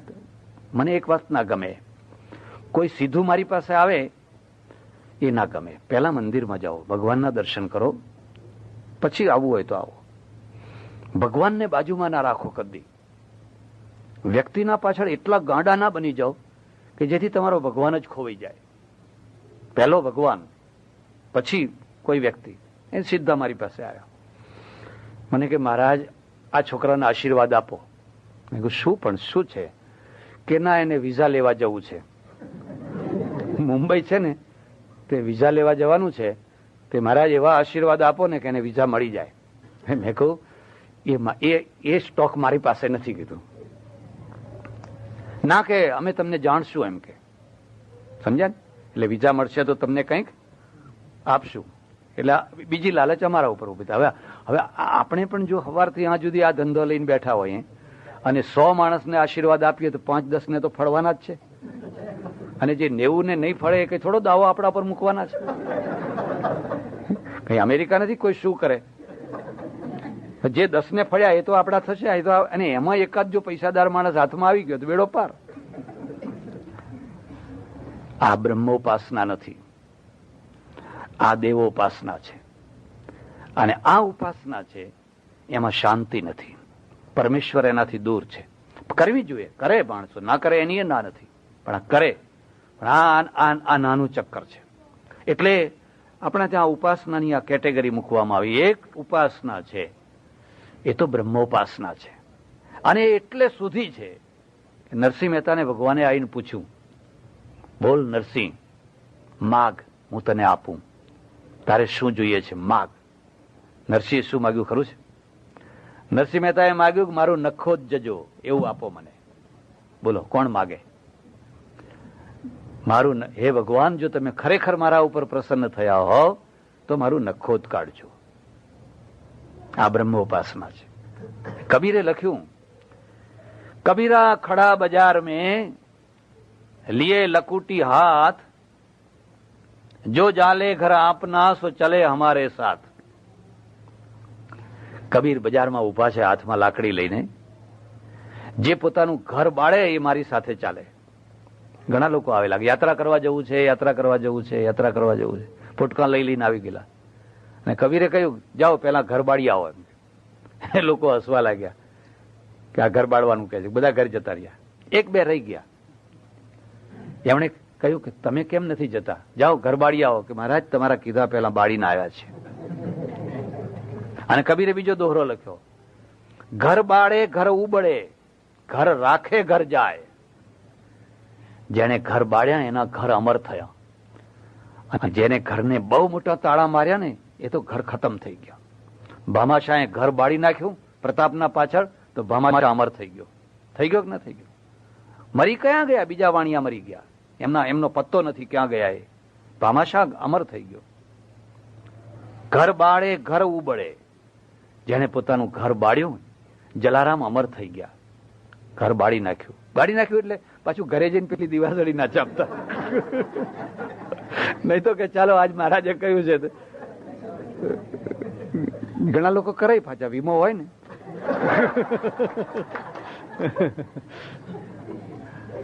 ઘર બાળવાનો અર્થ શું છે? ઘરનો મોહ છોડીને, ઘરના પ્રત્યેનો જે મોહ છે એ મોહ છોડો ને પછી તમે યાત્રા કરવા આવો. તો તમારી યાત્રા ફળવાની છે. અને નહીં તો પછી તમારું મન ઘરમાં ને ઘરમાં રહેશે. એટલે કબીરા ખડા બજાર મેં લીએ લકુટી હાથ, જો જાલે ઘર આપના સો ચલે હમારે સાથ. અહીંયા ઉપનિષદ પણ એ કહે છે કે તમારે ભેંસ દોવડાવી છે, કોઈને વિઝા લેવડાવવા છે, કોઈનું ફલાણું કામ કરવું છે, કોઈનું ફલાણું કામ કરવું છે, કોઈનું ફલાણું કામ કરવું છે. આ બધા કામ કરવા માટે કોઈને કોઈ પ્રકારની વ્યવસ્થા દુનિયામાં છે, સાચી હોય કે ખોટી હોય, પણ લોકો દોડતા હોય છે. ખોટું ન લગાડશો, પણ ભારતમાં જઈને જોજો સૌથી વધુ ભીડ કયા મંદિરમાં થતી હોય છે? જે મંદિરમાં ચમત્કાર થતા હોય છે. જે સીધા સાદા મંદિર હોય છે ત્યાં બહુ ભીડ નથી થતી હોતી. તમારે ભીડ કરવી હોય તો ચમત્કાર ઉભા કરવા પડે, ને ચમત્કાર ઉભા કરો એટલે તમારે ભીડ લાગી, પછી લાંબી લાઈનો લાગવાની. ચમત્કાર નથી થતા, ચમત્કારોની હવા ફેલાવવામાં આવે છે. અને એકવાર તમે ચમત્કારોની હવા ફેલાવો એટલે તમારે ટોળે ટોળા ઉભા થવાના. આ દેશમાં પણ મને ઘણા લોકોએ કહ્યું કે અમારા ઉપર કાગળ આવે છે કે આવા 16 કાગળ તમે લખજો, નહીં લખો તો આમ થશે, લખશો તો આમ થશે, ફલાણું થશે, ફલાણું થશે. આવે છે, આવે છે. જેને ન લખ્યો એનું આમ થયું, ને જેને લખ્યો એને આવો. આ શું છે? ફાડીને ફેંકી દેવા, ગાર્બેજમાં નાખી દેવા. કોઈ દિવસ એ કાગળની કોડીની કિંમત નથી. તમે જો સાચા ઉપાસક હશો તો નિર્ભય થશો. વેમ બધા દૂર થઈ જશે. ફફડાટ ડર્યા કરવું, બીક લાગશે કે હા શું થશે, કશું થવાનું નથી. તમને ભગવાન ઉપર ભરોસો નથી, તમારી જાત ઉપર તમને ભરોસો નથી. આવા કાગળોથી તમે બી જાઓ છો, ડરી જાઓ છો. આ બધા વહેમો છે. એટલે આપણે ત્યાં ઉપાસનાની કેટેગરીમાં કહ્યું એક સિદ્ધોપાસના છે. અને આ વાત જરા સમજવા જેવી છે. માણસ છે ને એના અંદરનું એક જગત છે. આ ઉપરના જગતના અંદર એક સૂક્ષ્મ જગત છે, અને સ્થૂળ જગત કરતા સૂક્ષ્મ જગત ઘણું મોટું છે. હજુ તો આપણે બહુ થોડુંક જાણ્યા છે. આજે જે કંઈ શોધાયું, ઇલેક્ટ્રોન, ન્યુટ્રોન, પ્રોટોન, એ 1000 વર્ષ પહેલા હતા કે નહીં? લાખ વર્ષ પહેલા હતા, પણ ખબર નથી. એક્સરે પહેલા હતું, પણ એ રેની આપણને ખબર નથી. શોધ્યું, વિજ્ઞાન શોધે છે, ઉત્પન્ન નથી કરતું. પહેલા હતું, બધું હતું એટલે આપણને ખબર નહીં, આપણે શોધી કાઢ્યું એ બધું. એમ આજે જે નથી શોધાયું એ ઘણું શોધાવાનું બાકી છે. સૂક્ષ્મ જગત ઘણું મોટું છે, એમ અંતર જગત પણ ઘણું મોટું છે. કોઈની આંતરડી ઠરે, કોઈ તમારા ઉપર રાજી થાય, પ્રસન્ન થાય, અને કોઈની માની આંતરડી ઠરે, બાપની આંતરડી ઠરે, કોઈ દર્દી બીમાર માણસની આંતરડી ઠરે, કોઈ દુઃખી માણસની આંતરડી ઠરે, અને નાભીમાંથી તમને કે ભગવાન તારું ભલું કરે. આ આશીર્વાદ છે. હવે સવારથી સાંજ સુધી ધનવાન, પુત્રવાન, લક્ષ્મીવાન, આયુષ્યવાન, વરદો ભવ, સવારથી સાંજ સુધી આશીર્વાદના ધંધા જ શરૂ કર્યા છે. હવે એ લાગતા હશે સતી શ્રાપ આપે નહીં. આગળનું નહીં બોલું. આ તો સવારથી સાંજ સુધીનો ધંધો જ શરૂ કરી દીધો છે. એ તો પેલી આંતરડી ઠરે છે. ઉત્તર ગુજરાતમાં મારા એક ઓળખીતા પટેલ છે, બહુ જાહો જલાલી, સમૃદ્ધ, સુખી માણસ, બહુ સુખી. અમારા એક ખૂબ નિકટનો સંબંધ. મેં જોયું કે એમનામાં બહુ મોટી બુદ્ધિ નથી, અને છતાં પૈસાનો ઢગલો છે. મારો તો અનુભવ છે કે હંમેશા શેઠ કરતા મુનિમ વધારે ડાયો હોય, પણ મુનિમને 500,000 જ મળતા હોય ને પેલાને કરોડો મળતા હોય. મેં એમને પૂછ્યું, આ કરોડોનો ઢગલો તમે આ કર્યો કેવી રીતે? મને કે કહું કહો કે અમારું ગામ ગામડામાં, નાના ગામડામાં, પણ અમારા ગોળમાં અમારું ઘર જરા મોટું ગણાય. એટલે અમારી ડેલીએ 10-15 ખાટલા પાથરી જ રાખવાના. ઉનાળાના દિવસોમાં બધા નવરા હોય, ડોહાઓ મહેમાન ગતિ આવે, 2, 4, 5, 10 ખૂંટી ઉપર પાઘડી ટાંગે, 2-4 હોકા પડ્યા હોય, અને સવારથી સાંજ સુધી ચા પાણી ખાવા પીવાનું. એ બધા 2 દિવસ રહે, 4 દિવસ રહે, 5 દિવસ રહે. 5-10 મહેમાનો અમારે ત્યાં પડ્યા જ હોય. પછી કે અમે બધા નાના, સાંજ પડે એટલે અમે બધા 2-4 છોકરા છીએ, તેને અમારા બાપુ છે એ લઈ જાય ત્યાં. અને પેલા બધા ડોહાઓ હોય એમને અળાયો થઈ હોય તો કેડિયા કાઢે, પછી અમને ખણાવે કે અમને ખણો. એટલે અમે બધા એમને ખણીએ. તો પેલા પાછા એવા આંખ મીચીને પડ્યા રહે, એમ ના કહે કે હવે બસ કરો, એમ ના કહે. એ કલાક થાય, અડધો કલાક થાય, પોણો કલાક થાય, જયારે ઊંઘી જાય ત્યારે અમે છૂટીએ. મહારાજ, એ ડોસાઓના આશીર્વાદથી આ પૈસો મળ્યો છે. એ અમારે ત્યાં જે મહેમાન થઈને આવતા અજાણ્યા માણસો, અને અમે એમને ખણતા, ને એમની આંખમાંથી, અંદરથી જે નાભીમાંથી આશીર્વાદ નીકળતો, એ આશીર્વાદના કારણે આ પૈસો આવ્યો છે. મારા પુરુષાર્થથી નહીં. તમારા બાળકોને આ સંસ્કાર નાખજો.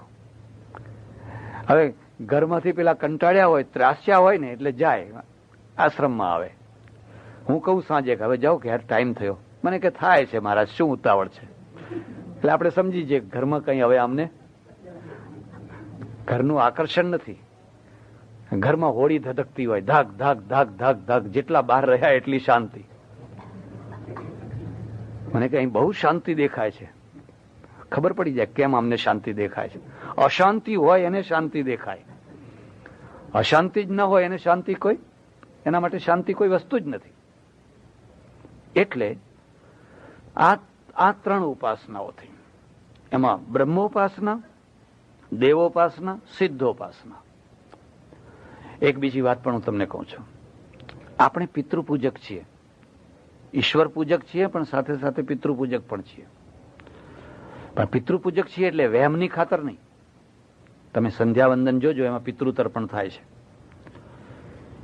મારા પિતૃઓ, મારા પિતા, મારી માતા, મારા દાદા, મારા ફલાણા, જ્યાં કઈ હોય, જે કોઈ જગ્યાએ હોય, શાંતિથી તૃપ્ત થજો, શાંતિથી તૃપ્ત થજો. આવી ભાવના, આ કૃતજ્ઞ ભાવ છે. કૃતજ્ઞ એવું નહીં કે મા બાપ મરી ગયા એટલે મરી ગયા, હવે આપણે એમને યાદ કરવાની શી જરૂર છે, એમનો ફોટો રાખવાની શી જરૂર છે. ફોટા બીજા ઘણા રાખવા જેવા છે, બીજા ઘણા રાખે ફોટા, વાંકા ચૂંકા, આવા તેવા, બીજા ત્રીજા. એટલે પણ જેને તને અમેરિકા મોકલ્યો દેવું કરીને, એનો ફોટો ક્યાં છે? એક ઈંટ તો તારા ગામમાં એના નામે ચોડાય? એ અભણ માતા પિતા હતા, એને તને ડોક્ટર બનાવ્યો, તને આટલું ભણાવ્યો, આટલું આ કર્યું, કેટલા દુઃખ વેઠ્યા, એના નામની 2 ઈંટો તો તારા ગામમાં ચોંટાડ. આ કૃતજ્ઞતા છે. અને જો એને ન યાદ કરવામાં આવે તો કૃતજ્ઞતા છે. જો તમે તમારા મા બાપને ભૂલી ગયા, હવે તમે કહો હા છોકરાની બહુ ચિંતા છે, અમારા થશે કે નહીં થાય, તમને શું અધિકાર છે? તમે જો તમારા મા બાપના ના થયા, તમારા છોકરા ક્યાંથી તમારા થવાના હતા? એટલે આપણે પિતૃપૂજક છીએ, અને પિતૃપૂજાના પાછળનો ભાવ એવો છે કે જેને પણ તમારા જીવન ઉપર એહસાન કર્યું હોય એ દરેકે દરેકને યાદ કરી અને નમસ્કાર કરવા. જૈનોમાં એક બહુ સરસ પદ્ધતિ છે. જ્યારે એ પ્રતિક્રમણ કરે ત્યારે એક બહુ સુંદર વાક્ય બોલે છે કે હું દુનિયાના તમામ જીવોને ક્ષમા આપું છું અને દુનિયાના તમામ જીવો પાસેથી ક્ષમા માગું છું. મેં કોઈની ભૂલ કરી હોય, કોઈનો અપરાધ કર્યો હોય તો બધા મને માફ કરે. જોકે આ બધું પાછું લીટું થઈ ગયું, ચીલા ચાલવા. આમ બાજુ બેઠા હોય ડોળા કાઢતા હોય, પાછા બોલતા હોય બધું એવું જ, બોલવા ખાતર બોલતા હોય પણ અંદર અંદર ડોળા કાઢતા હોય. પણ ભાવ એના પાછળ એ છે, મારા ઉપર કોઈએ પણ ઉપકાર કર્યો, મારે એને યાદ કરવો છે. અને એક માએ જન્મ આપ્યો, એને હું કેમ ભૂલું? એ મારા માટે દેવ છે. એટલે માતૃદેવો ભવ, પિતૃદેવો ભવ, અતિથિ દેવો ભવ, આચાર્ય દેવો ભવ. આ આપણી સંસ્કૃતિ છે અને એનું ફળ તમને મળે, કારણ કે તમે જે કર્યું હોય એ તમારા છોકરા તમારી સાથે કરે. એટલે આપણે પિતૃપૂજક પણ છીએ. પણ ચોથી જે પૂજા છે ને એ પ્રકૃતિ પૂજા છે. અને પ્રકૃતિ પૂજા મેં તમને જેમ કહ્યું એમ સૂર્ય, ચંદ્ર, નક્ષત્ર, નવગ્રહ, ફલાણું ફલાણું ફલાણું ફલાણું ફલાણું, એ સારી પૂજા નથી. ઋષિઓ પ્રકૃતિના પ્રશંસક છે. 2 શબ્દનો ભેદ સમજજો, પ્રશંસા અને પૂજા. ઋષિઓ છે સુક્ત કહે છે, સૂર્યના વખાણ કરે છે, ચંદ્રના વખાણ કરે છે, સમુદ્રના વખાણ કરે છે, ધરતીના વખાણ કરે છે. એ પ્રશંસા છે. પણ પ્રશંસા પછી પૂજામાં બદલાઈ ગઈ, અને પૂજામાં બદલાઈ ગઈ એનું પરિણામ એ આવ્યું કે બ્રહ્મ પૂજા લુપ્ત થઈ ગઈ. બ્રહ્મ પૂજા હિન્દુ પ્રજામાંથી લગભગ લુપ્ત થઈ ગઈ. કાં તો આ બહેનોને તમે જોજો પીપળાના આંટા માર્યા કરતી હશે. કંઈક ને કંઈક જોઈએ એમને, કંઈક બતાવો, સમજણ હોય કે ના હોય. આજે આ નદીએ નાવાનું, ઘણી વાર તો એવી નદીઓ હોય કે એમાં આંગળી ના બોળી શકાય, એટલી ગંધાતી હોય. એવા કુંડ હોય કે આમ ખદબદ ખદબદ ખદબદ જીવાત થતી હોય. પણ કે ના નાવું પડે, અહીંયા આવે એટલે નાવું પડે. કેમ નાવું પડે? અરે જુઓ, આ પોલ્યુશન જુઓ.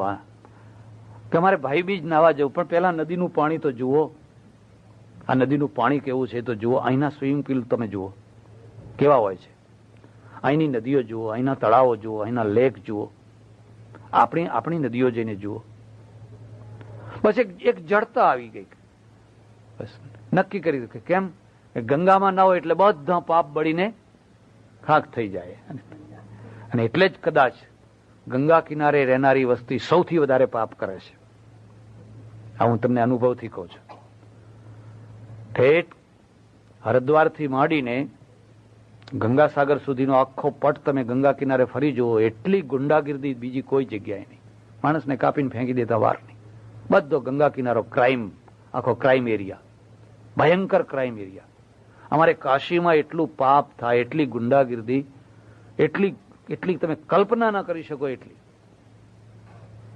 ગંગામાં નાવાથી પાપ થાય, બાપ જાય તો પછી તમારા કર્મવાદ રહ્યો ક્યાં? તો જઈને ડૂબકી મારી આવવાની જઈ. અને એક એવી બીજી પાછી માન્યતા ઉભી ગઈ કે કર્મનાશા નદી છે બિહારમાં, એમાં જો નાહો તો તમારા પુણ્ય બળી જાય. આમાં પાપ બળી જાય, પેલામાં પુણ્ય બળી જાય. અમારી બધી આખી બસ ફરતી યાત્રા કરતી કર્મનાશાની કિનારે પહોંચી, એ બસ ઉભી રાખી. તો મેં કહ્યું, ભાઈ જેને નાવું હોય તૈયાર થઈ જાઓ, આ નદી આવી છે. તે બધા સવારનો પોર એટલે નાવા તૈયાર થઈ ગયા. મેં કહ્યું, ઉભા રહો, એક વાત સાંભળી લો. આ નદીનું નામ કર્મનાશા છે, અને આમાં જે નાય એના બધા પુણ્ય બળીને ખાક થઈ જાય છે. આવું એની મહિમા છે. અને એ માન્યતાના કારણે સરકારે એના ઉપર બાંધ બાંધ્યો છે. તો ખેડૂતો પાણી નથી લેતા ખેતરમાં, કે પાણી ખેતરમાં આવે ને અડી જાય તો અમારું તો બધું પુણ્ય જ બળી જાય. આ માન્યતાએ આવું કર્યું છે. એટલે ટપોટપ બધા કપડાં પાછા મૂકવા માંડ્યા. હું તો કપડાં લઈને ઉતરવા માંડ્યો. એટલે મને કે મહારાજ તમે કેમ નાવા જાઓ છો? મેં કહું, પુણ્ય હોય તો બળે ને. તમારે બધા ઢગલાબંધ પુણ્ય હશે એટલે બરાબર છે. એટલે મારી જોડે હિંમત કરીને બીજા 2-4 તૈયાર થઈ ગયા. હવે બાકીના બધા એકબીજાના ચહેરા જુએ છે, શું કરવું ને શું ના કરવું. તમને નથી લાગતું તમને ચક્કરમાં નાખી દેવામાં આવ્યા છે? તમને ભ્રમણામાં નાખી દેવામાં આવેલા છે? કબીર સાહેબ છે ને કાશીમાં રહ્યા આખી જિંદગી, અને જયારે સમાધિ લેવાની થઈ છેલ્લી દશા, એટલે કહ્યું મારો ખાટલો મગહર લઈ જાઓ. અને માન્યતા એવી, કાશીમાં મરે તો મુક્તિ થાય, અને મગહરમાં મરે તો નરકમાં જાય. એટલે કાશીમાં લોકો મરવા માટે આવે, મરવા માટેના સ્પેશિયલ ઘર બનાવેલા છે. 2 મહિના મહિનો પહેલા આવે અને ત્યાં રહે ને પછી ત્યાં મરે એટલે મુક્તિ થઈ જાય એની. અને મગહરમાં મરે તો નરકે જાય. કબીરે કહ્યું, મારો ખાટલો ઉપાડો, મારે મગહરમાં મરવું છે. કેટલું આત્મબળ હશે! જો કબીરા કાશી મુએ હરી હું કોણ નિહોરી. જો હું કાશીમાં મરું ને મુક્તિ પામું તો મારા ભજનની કોડીની કિંમત નહીં. હું તો મગહરમાં મરીશ ને મુક્તિ પામીશ તો મારા ભજનની કિંમત.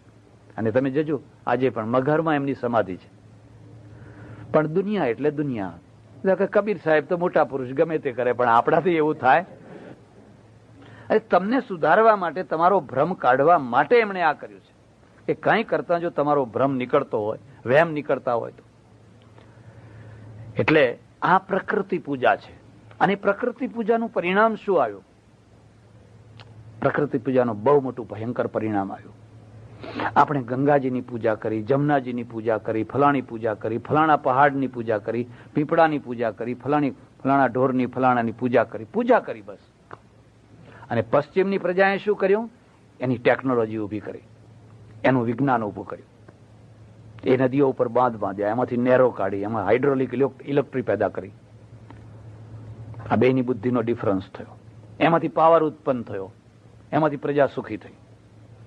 આપણે અબીલ નાખ્યા, ચોખા નાખ્યા, કંકુ નાખ્યા, વધાયા, ફલાણું કર્યું. અરે શું વાત કરું તમને. હું નાનો હતો ત્યારે મને ખબર છે કે અમારા ગામમાં આગ લાગેલી. આગને શાંત કરવા માટે ગામના એક મહારાજ હાથમાં પેલા થાળીમાં અબીલ, ગુલાલ, ચોખા, ચંદન, દહીં, ફલાણું બધું લાવીને આમ નાખવા માંડ્યા કે અગ્નિદેવ તૃપ્ત થાય. એમ અરે પાણી નાખો, પાણી, બંબા લાવો ને પાણી નાખો. હવે આમ ચોખા નાખવાથી કઈ અગ્નિદેવ બંધ થવાના નથી. જે એપ્રોચ છે ને, એ એપ્રોચમાંથી પ્રજાને પરિણામ મળતા હોય છે. આ પશ્ચિમની પ્રજા છે, એને નદીઓ ઉપર ચોખા ના નાખ્યા, અબીલ ગુલાલ ના નાખ્યા, ફલાણું ના નાખ્યું, એને નદીઓ ઉપર બાંધ બાંધ્યા, એમાંથી નહેરો કાઢી, એમાંથી વીજળી ઉત્પન્ન કરી, એમાંથી ફલાણું ઉત્પન્ન કર્યું. આજે સુપર પ્રજા બની ગઈ. નર્મદા ઉપર જયારે પુલ બાંધવામાં આવ્યો, પહેલો પુલ પેલો રેલવેનો, કેટલો વિરોધ થયેલો ભરૂચમાં, ને કેટલા લોકોએ વિરોધ કરેલો કે અમારી નર્મદા માતા એમ કે, અને એના ઉપરથી પુલ બંધાતો હશે, એ કોઈ દિવસ કે રેલવે નહીં ચાલી શકે. અને જે દિવસે પહેલે રેલવેનું ઉદઘાટન થવાનું ને તે દિવસે અહીંયા બધા વિરોધ કરનારા ટોળા ઉભેલા, અને પેલી બાજુથી કાળું એન્જિન છે એ ધક ધક ધક ધક ધક ધક કરતું આવ્યું, અને યોગાનું યોગ બન્યું એવું અડધે આવીને બગડ્યું, એટલે પુલ ઉપર અટકી ગયું. અને આ લોકો તો કિક્યારીઓ પાડવા લાગ્યા, નર્મદા માત કી, હાજરા હજુર છે એમ કે, આ તમે શું સમજો છો? હવે પેલા એ થોડીક 2-3-5 મિનિટમાં રિપેર કર્યું, પાછું ચાલ્યું એટલે આવ્યું એટલે પછી આમ તેમ જોવા લાગ્યા, તો આવ્યું એમ કે. એટલે ભાઈ એક મારા જેવો પુરોહિત હશે એને કહ્યું, કાલકા માત કી જય. પેલું એન્જિન કાળું હતું ને એટલે કે આ તો કાળકા માતા છે, કે નર્મદા માતા ને કાળકા માતા નો વિરોધ ના હોય એમ કે, ફોડ્યા નારિયેર પાછળ. માણસ પ્રજા છે, પ્રજાને પ્રકૃતિ પૂજક નહીં બનાવવાની, પ્રકૃતિની પ્રશંસક બનાવ, પ્રકૃતિનું દોહન કરવાનું. આ સૂર્યમાંથી તમે એનર્જી ઉત્પન્ન કરી શકો, સોલર એનર્જી, એ આ બધા ઉત્પન્ન કરે. આપણે સવારે ઉઠીને ચોખા નાખીએ એમને, આમ સૂર્યનારાયણ ફલાણા ફલાણા ફલાણા ફલાણા, અને તોય તાપ તો એટલો આ તરત જ આખું એસી ગોઠવી દે, એટલે બસ ગમે એમ બહાર તાપો ને તમે, અમે અંદર ઠંડા જ છીએ. બહાર લૂ ચાલતી હોય પણ ગાડીમાં એસી હોય એટલે ગાડીમાં તમને ઠંડક.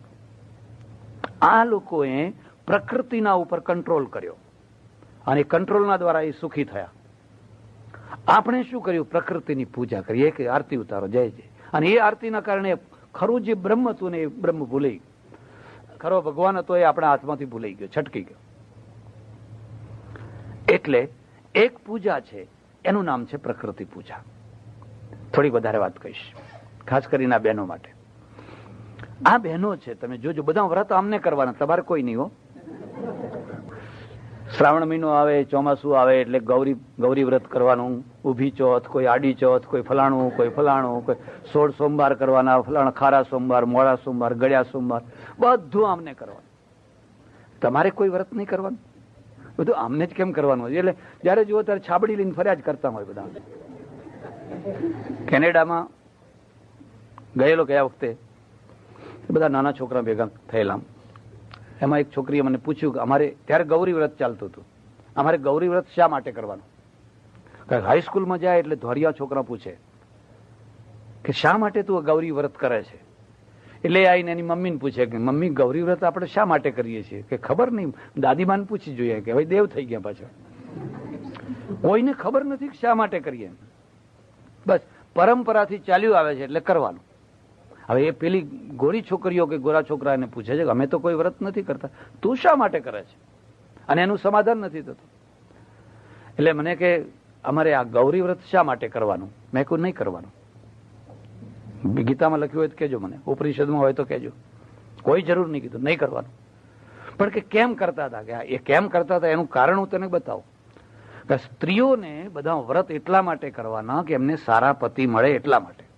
ગૌરી પૂજા એટલા માટે કરવાની કે એમાં અમને કોઈ સારો પતિ, કારણ કે પહેલા જીભ નથી, જીભ ઉપર તાળું હતું એટલે બોલાય નહીં.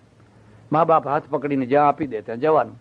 એટલે પછી આ ગૌરીને ફલાણાને પીપળા દેવને એ બધાને પ્રાર્થના કરીને એમ કરતા કરતા જો કસાઈ મળી ગયો તો પછી કુવા દેવ ભેગા, બીજો રસ્તો નતો કોઈ. હવે તો જીભ આવી અને આ પુરુષો કરતા બમણી આવી. હવે તો વાત બદલાઈ ગઈ. તો મને કે એ બધું ખરું, તો ગૌરી વ્રતમાં પતિ સારો મળે એટલા માટે ગૌરી વ્રત કરવાનું. તો પુરુષોને સારી પત્ની નહીં જોઈતી હોય તો એમને વ્રત નહીં કરવાનું? મેં કહ્યું ના, તું સમજી નહીં. ઘણા ખરાબ માંથી એક સારું ખોળવાનું હોય એટલે તમારે વ્રત કરવાનું. અને પત્નીઓ તો બધી સારી જ હોય એટલે વ્રત કરવાની જરૂર જ નહીં.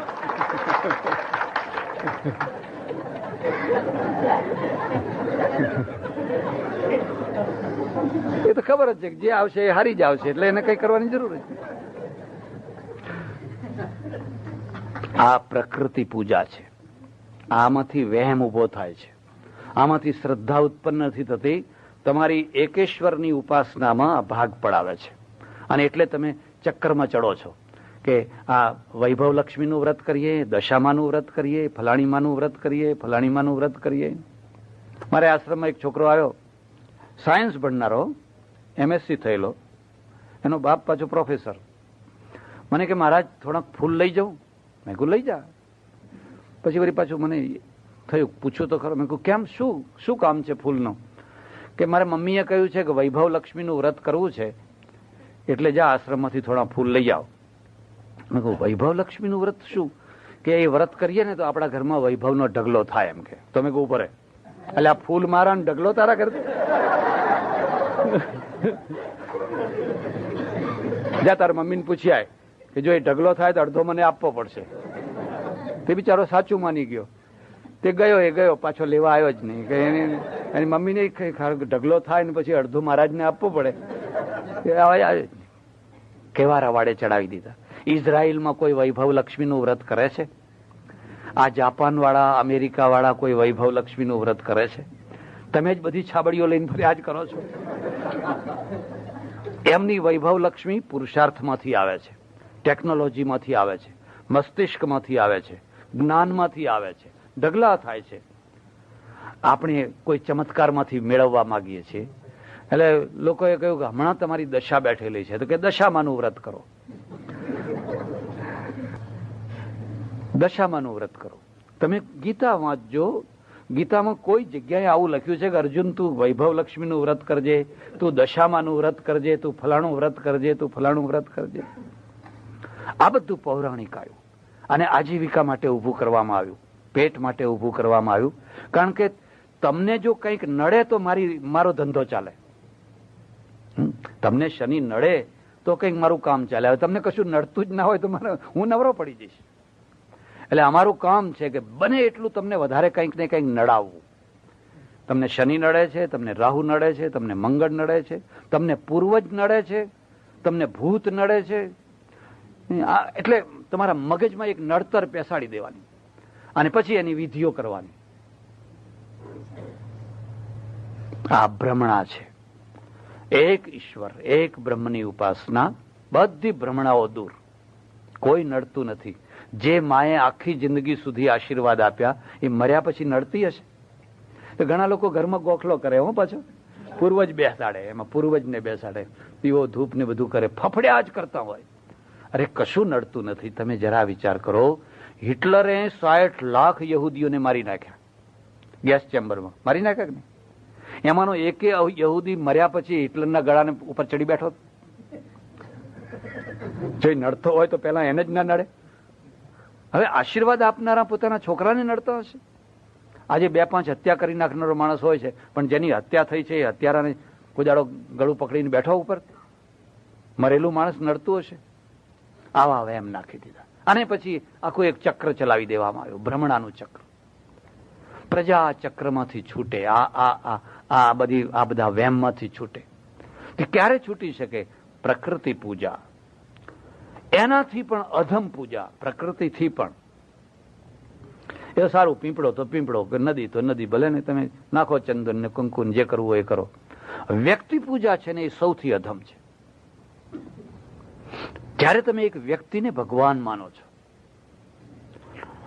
તમારા કાગળ ઉપર વચ્ચોવચ્ચ ભગવાન છે, અને ભગવાનને પછી હાંસિયામાં કરી દો છો, વચ્ચે વ્યક્તિ આવી જાય છે. પરિણામ એ આવ્યું કે આખી હિન્દુ પ્રજા લગભગ વ્યક્તિ પૂજક બની ગઈ છે. એકના ઘરમાં જઈને રિસર્ચ કરજો, ભગવાન ક્યાં છે? ભગવાન તો ગાયબ થઈ ગયો. વચ્ચે કોઈને કોઈ વ્યક્તિને બેસાડી દીધી છે. અને આ વ્યક્તિ શું છે? પાંદડા છે, પાંદડા. એક ઝાડ હોય ને ઝાડને ડાળા હોય ને ડાળાને ઉપડાળા હોય ને ડાળા, એના ઉપર પાંદડા હોય. અને પાંદડા ને કોઈ દાડો વસંત આવે, લીલા છમ ચમ ચમ ચમ ચમ થતા હોય. પણ આજે એને વસંત છે, કાલે એને પાનખર આવવાની ને, અને પાનખર આવશે ત્યારે પીળા થઈને બધા ખરી પડશે. હવે તમે પાંદડાને પકડ્યું છે, પાંદડાનું આયુષ્ય કેટલું? આવતી પાનખર ઋતુમાં ખરી પડવાનું છે. થડને પકડો, જે થડ છે એ થડને પકડો, તો તમારે કદી ખરી નહીં પડવું પડે. પણ તમે પાંદડાને, આખી હિન્દુ પ્રજા પાંદડાને પકડતી થઈ ગઈ. એટલી મોટી પાંદડાને પકડતી થઈ ગઈ. જ્યાં જુઓ ત્યાં માણસ જ ભગવાન, માણસ જ ભગવાન, માણસ જ ભગવાન. આ વ્યક્તિ પૂજા છે અને વ્યક્તિ પૂજાથી પ્રજાને બચાવવી જોઈએ. આપણા ત્યાં ઉપનિષદમાં વ્યક્તિ પૂજા નથી. ઋષિએ બહુ સાવધાનીપૂર્વક કહ્યું છે, હું મારી પૂજા ના કરશો. પરમેશ્વર પેલો છે, ભગવાન પેલો છે. પછી ગુરુવાદ આવ્યો. આ બે વાતને સમજજો, આચાર્યવાદ અને ગુરુવાદ. ઉપનિષદમાં આચાર્યવાદ છે, આચાર્ય દેવો ભવ. અને આચાર્ય કોણ છે? જે વિદ્યા ભણાવે. ગુરુકુળમાં રહો ને 12 વર્ષ સુધી તમને વિદ્યા ભણાવે, સાંગોપાંગ બધી વિદ્યા, એ તમારો આચાર્ય છે. એને તમે એની પૂજા કરો, એને આપો કંઈક, એની સેવા કરો. પછી ગુરુવાદ આવ્યો. ગુરુવાદ શું આવ્યો? કે ભણાવવાનું નહીં, ભણવાનું નહીં, ખાલી કાન ફૂંકી દેવાનું. ખ્યાલ આવે છે? ગરુ કરાવો, ગુરુ નહીં, ગરુ નગરો. આ તો કે નુગરો છે, નુગરો છે, નુગરો છે. હમણાં મારે આશ્રમમાં 2 જણા આવ્યા 2-4 દિવસના અંતરે, આવડી એક છોકરી લઈને. મને કે મહારાજ આ છોકરીને કંઠી બાંધો ને. મેં કહ્યું કેમ? કે હવે એના 15 દિવસમાં લગ્ન લેવાના છે, એટલે નુગરી હોય તો એના લગ્ન ના કરાય. એમ કે નુગરી હોય ને એટલે એના લગ્ન ના થાય, એટલે તમે કંઠી બાંધો. મેં કહ્યું ભાઈ હું તો કંઠી બાંધવાનું કામ નથી કરતો. હા, બાંધી હોય તો છોડાવવાનું કામ કરું છું. ભગવાન ભલું કરે ને આ ઉપાધિમાંથી લોકો છૂટે, પણ બાંધવાનું કામ નથી કરતો. કે ના કે અમારે તમારા ઉપર બહુ પ્રેમ છે, ભાવ છે, બધું ખરું. મેં કહું પણ હું તો ભાઈ નથી, આ ભાંડ સમજાવીને મોકલ્યા. મેં કહું આ છોકરી અત્યાર સુધી નુગરી હતી અને હવે હું એને એક કંઠી બાંધી દઉં તો 1 મિનિટની અંદર એ સુગરી થઈ જવાની હતી. કોણે આ અંધકાર ચલાવ્યો? જો આ નહીં બાંધો તો ભગવાન તમારું કરેલું અર્પણ કરેલું સ્વીકાર નહીં કરે. એમ કે તમારું પુણ્ય લક્ષ્ય નહીં. એમ કે તમારું ત્યાં ચાલતું હશે બધું. આવી વાતો મગજમાં ભરમાવામાં આવે. આ ગુરુવાદ છે. અને ગુરુમાં ભણાવવાનું નથી, ભણવાનું નથી. બસ કાન ફૂંક્યા એટલે થઈ ગયા ગુરુ કાયમ માટે.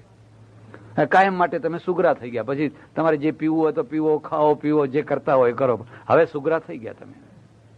ઉપનિષદમાં આવો ને આચાર્યવાદ છે. આચાર્ય પોતે જ્ઞાની છે, વિદ્વાન છે, વર્ષો સુધી ભણાવે છે. અને આ ગુરુવાદનું પરિણામ શું આવ્યું? કે ગુરુ અને ભગવાન બે એક. પહેલા ભગવાન ખરા, પણ પછી ભગવાનની જગ્યાએ ગુરુ બેસી જવાના. અને ગુરુ બેઠા પછી શું થવાનું ખબર છે? ગુરુની આરતી ઉતરવાની, ગુરુના પગ ધોઈને પીવાના, ગુરુનું એઠું ખાવાનું. મેં તો એક એવા ગુરુને જોયા કે કથરોટમાં બેસાડીને બધી એમના ભક્તોની પત્નીઓ એમને નવડાવતી હતી. વરરાજાને જેમ પીઠી ચોરીને નવડાવે ને એવી રીતે અને નવડાવવાના પૈસા આપવાના પાછા. એ નવડાવવાના પૈસા આપવાના. અને આ બધું નવડાવેલું જે પાણી છે ને એ પાછું ભક્તો બધા પી જવાના. શિષ્યોમાં ભરીને લઈ જવાના અને પછી પાછા બધા પી જવાના. આ ધર્મ નથી, આ અંધકાર છે. આ ધોળિયા જોશે તો શું કહેશે કે એટલે આવો તમારો ધર્મ છે? હું તમારે ત્યાં જમવા આવું ને આટલું બધું એઠું મૂકું, જાણી કરીને એઠવાડ મૂકું, અને પછી પેલી ભક્તાણીઓ બધી ઉભી હોય ને આમ ગીધની માફક તૂટી પડે. જાણે મોક્ષ હમણાં મળી જશે હાથમાં, ઝૂંટા ઝૂંટ કરે અઠવાડ ખાવા માટે. અને હું બેઠો બેઠો રાજી થઉં કે આ ગુરુવાદ છે. અને આ ગુરુવાદનું પરિણામ એ આવ્યું કે આપણા ત્યાં ભગવાન હંસિયામાં ચાલ્યો ગયો, ગુરુ મુખ્ય થઈ ગયો. અને સાચો ગુરુ જો મુખ્ય થયો હોત તો બલિહારી હતી. જો સદગુરુ થયો હોત તો બલિહારી હતી. પણ આ સદગુરુની જગ્યાએ કોણ આવ્યો? કોમર્શિયલ ગુરુ આવ્યો. હું બિહારમાં ફરું, પહેલા અમારા એક મહંતજી હતા, એમની સાથે ફરું તો અનુભવ કરવા માટે એમને 2.5 લાખ ચેલા. કેટલા? 2.5 લાખ ચેલા. અમે તંબુ બંબુ લઈને બધે ફરીએ ગામડે ગામડે. ત્યાં 2 પ્રકારના ગુરુ હતા, એક કબીર ગુરુ ને એક આ અમારે મહંત હતા એ ગુરુ. તો જેને માંસ ના ખાવું હોય એ કબીરમાં દીક્ષા લે, અને માંસ ખાવું હોય, ચાલુ રાખવું હોય એ અહીંયા દીક્ષા લે. એટલે મેં એમને કહ્યું કે ભાઈ આટલા તમારા ચેલા છે તો તમે એકવાર તો પ્રવચનમાં કહો કે આ માંસ ના ખવાય, બંધ કરો, એવું એકવાર તો કહો. અને કે એ બધું આપણે નહીં કહેવાનું, એ તો જે એમને જે કરવું હોય એ તો આપણે કરવાનું શું? મને કે આ 2.5 લાખ ચેલા દર વર્ષે મને 2 રૂપિયા આપે તો 5 લાખ રૂપિયાની આવક થાય. આપણે તો આપણા આશ્રમનું જોવાનું, આપણા મઠનું જોવાનું, એમને જે ખાવું હોય એ ખાય, એ આપણે કઈ જોવાનું. હવે આ કોમર્શિયલ ગુરુ છે કે નથી? ગુરુ લોભી શિષ્ય લાલચી, દોનું ખેલે દાવ, દોનું બૂढ़े બાપડે બેઠ પથ્થર કી નાવ. કબીર.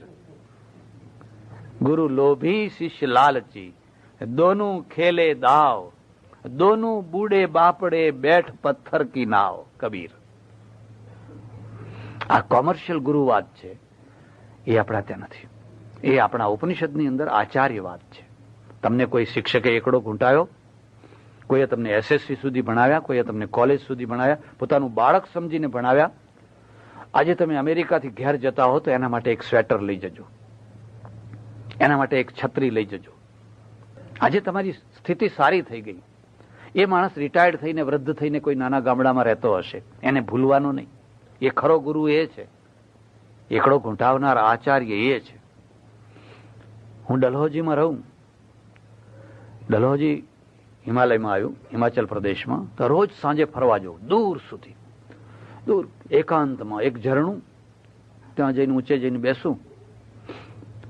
તો થોડા દિવસ પછી જોયું કે નીચેના ભાગમાં એક વૃદ્ધ ડોસા બેસે છે, બીજા કોઈ આવે નહીં. રીંછનો ડર બહુ ત્યાં, એટલે રીંછના ડરથી સાંજ પડે કોઈ નીકળે નહીં બહાર. પછી અમે બે ભેગા થઈ ગયા. મેં એમને પૂછ્યું, તમે કોણ છો? મને કે હું શ્રીનગર કાશ્મીરના કોલેજનો રિટાયર્ડ પ્રિન્સિપાલ છું, અને આ એટલસ સાયકલ વાળો છે, એનો અહીં બંગલો છે, મારો મિત્ર છે. તે ઉનાળાના દિવસોમાં અહીંયા આવું છું 2 મહિના રહેવા માટે. પછી તો રોજ મળતા થયા. એને મને વાત કરી, મને કે આ શેખ અબ્દુલ્લા છે ને, એ મારી પાસે ભણેલો, બહુ સારો માણસ છે. મને એ જ્યારે પ્રધાનમંત્રી હતો કાશ્મીરનો, ત્યારે પણ જો હું એની ઓફિસમાં જઉં, સિગરેટ પીતો હોય તરત જ બુઝાઈને ઉભો થઈ જાય, મને માન આપે, રિસ્પેક્ટ આપે. કદી પણ મને મારું માન ઓછું નથી. આ હિન્દુ હતા. આ આચાર્યવાદ છે, જેમને તમને ભણાવ્યા, બાળક સમજીને, પુત્ર સમજીને. એને આચાર્યાય પ્રિયમ ધનમાહૃત્ય પ્રજાતંતુમાં વ્યવચ્છેદસી. ઉપનિષદ. એ ભાઈ, તારા આચાર્યને એને જે ગમતું હોય એ કંઈક આપજે, અને તારા પ્રજાના તંતુને તોડીશ નહીં, પ્રજાના તંતુને ચાલુ રાખજે. આ ઉપનિષદ છે. પછી ગુરુવાદ આવ્યો, ને ગુરુવાદમાં તો કાન ફૂંકાવો, કાન ફૂંકાવો, કાન ફૂંકાવો, જથ્થાબંધ પાછા. હો, જથ્થાબંધ. એક ગામમાં હું રહું તો પટેલોનું ગામ. એક પટેલ આવ્યા 3-4 છોકરા લઈને, 1-2 આંગળીમાં, 1-2 અહીં ખભા ઉપર લીંટ લબડ્યા કરે, ગંધાતા. મને કે મહારાજ, આ છોકરાના ગુરુ થાવ એમ કે. અમારે હવે હમણાં આવતા નથી ગુરુ એમ કે. એટલે આ ગામમાં બધા ઘણા નુગરા થઈ ગયા છે, તે આખા ગામે તમને પાસ કર્યા છે, આ છોકરાના ગુરુ થાવ. મેં કહ્યું, ભાઈ, હું પોતે હજુ શિષ્ય નથી થયો સારી રીતે. ગુરુ થવાની વાત તો બહુ દૂર રહી, પણ હજુ હું પોતે જ શિષ્ય નથી થયો. અમારી વાત એમના ગળે ના ઉતરી. મને કે તમને ચાદર આપશું, સમજશું થોડુંક એમ કે. થોડાક દિવસ થયા ને મારે એમના ત્યાં જમવા જવાનું થયું. અને અમારે ઉત્તર ગુજરાતમાં છે ને, જે જૂની પદ્ધતિના ઘર છે ને, એમાં સૌથી પહેલામાં પહેલો જે રૂમ આવે ને, એ કેટલ રૂમ આવે, પછી સિટિંગ રૂમ આવે. પેલા બળદ ને ભેંસો બાંધેલી હોય, એના પૂંછડા આમ કરીને પછી જવાનું અંદર. ઢોર ચોરી થતી. હવે હું જમવા બેઠો, અને બરાબર એ જ ટાઈમે ભેંસ વિયાણી. એટલે સામે પેલો કેટલ રૂમ ખરો ને, પેલો સિટિંગ રૂમ, એમાં એટલે પેલા પટલાણી હતા ને, જાડા કપડાં પહેરેલા, અને હડફડ થતા ગયા ત્યાં પેલા પાડા પાસે, અને એના કાનમાં ફૂંક મારી. તો હું જોઈ ગયો. એટલે મેં પૂછ્યું, મેં કહ્યું, આ શું કર્યું? કે નુગરું હતું સુગરું કર્યું એમ કે. એ પાડું છે, એ નુગરું. આપણે સવારે ઉઠીએ એટલે રોજ નજર એના ઉપર પડે એમ કે. ઉઠતાની સાથે નુગરા ઉપર નજર ના પડવી જોઈએ, એટલે એને ફૂંક મારીને સુગરું કર્યું. તો મેં કહ્યું, તમારા ઘરમાં તો પાડાને સુગરું કરે એવી શક્તિશાળી બેન બેઠી છે, તો હવે આ પાડા કરતા તો આ પાડા તો વધારે સુગરા થાય એમાં છે. દક્ષિણા ઘરમાં ને ઘરમાં રાખો ને, શું કામ બહાર સુગરા થવા માટે જાઓ છો? ભલા થજો, આ રવાડે ના ચડશો. ભલા થજો. કોઈ નુગરું નથી, કોઈ સુગરું નથી. જે સારા કર્મ કરે છે એ સુગરું. અને 1000 વાર કાન ફૂંકાવ્યા હોય ને ગમે એટલી કંઠીઓ બંધાવી હોય, પણ જો ખોટા કામ કરતા હોય તો એ નુગરું છે. એનાથી કશો જ અર્થ નથી. એટલે અહીંયા કહેવામાં આવ્યું કે પાંચમી જે પૂજા છે ને એ વ્યક્તિ પૂજા છે. અને વ્યક્તિ પૂજા ભારતમાં એટલા મોટા પ્રમાણમાં ચાલી, હું કોના કોના નામ લઉં ને કોના કોના ના લઉં. જ્યાં જાઉં ત્યાં ભગવાન તો નામ માત્ર, પહેલા ભગવાન વચ્ચે મૂકવાનો 5-10 વર્ષ, પછી બાજુમાં મૂકવાનો, પછી વચ્ચે બીજાને ગોઠવી દેવાનો, વળી પાછી બાજુમાંથી વળી પાછો બાજુમાં ખસેડી દેવાનો. એમ કરતા કરતા ભગવાનને ગાયબ કરી દેવાનો અને પોતે જ વચ્ચે આવીને બેસી જવાનો. દક્ષિણમાં મહારાષ્ટ્રમાં એક ગાડગે બુવા થયા, જો તમે નામ સાંભળ્યું હોય. ગાડગે બુવા છે ને ધોબી હતા, શરીર કાળું, કોઈ પર્સનાલિટી નહીં. જે ગામમાં આખ્યાન કરવાનું હોય, પ્રવચન કરવાનું હોય, ત્યાં જાય સવારે અને આખા ગામનો કચરો કાઢે. આખા ગામમાં સંડાસ ગયા હોય છોકરા, બધું ચોખ્ખું કરે આખા ગામને, અને રાત્રે પછી પ્રવચન કરે. આ માણસે આખી જિંદગી શું ખાધું ખબર છે? એક જ ખોરાક, ડુંગળી ને રોટલો. આજ એનો ખોરાક. આખી જિંદગી સુધી એને ડુંગળી અને રોટલો આવે વસ્તુ. ગાંધીજી એને મળવા ગયેલા, પેલું માટલું છે અડધું માથા ઉપર રાખતા, એટલે એમનું નામ ગાડગે બુવા પડ્યું. રાત્રે પછી પ્રવચનમાં ઝાટકે બધાને બરાબર. એ જમાનામાં એ માણસે 7 કરોડ રૂપિયાનું ટ્રસ્ટ કર્યું. 7 કરોડ. આજે એટલી સંસ્થાઓ ચાલે છે એમની. એની સગી દીકરીને 40 રૂપિયા નતા આપ્યા. એની સગી દીકરી કહે છે, બાપુ મારે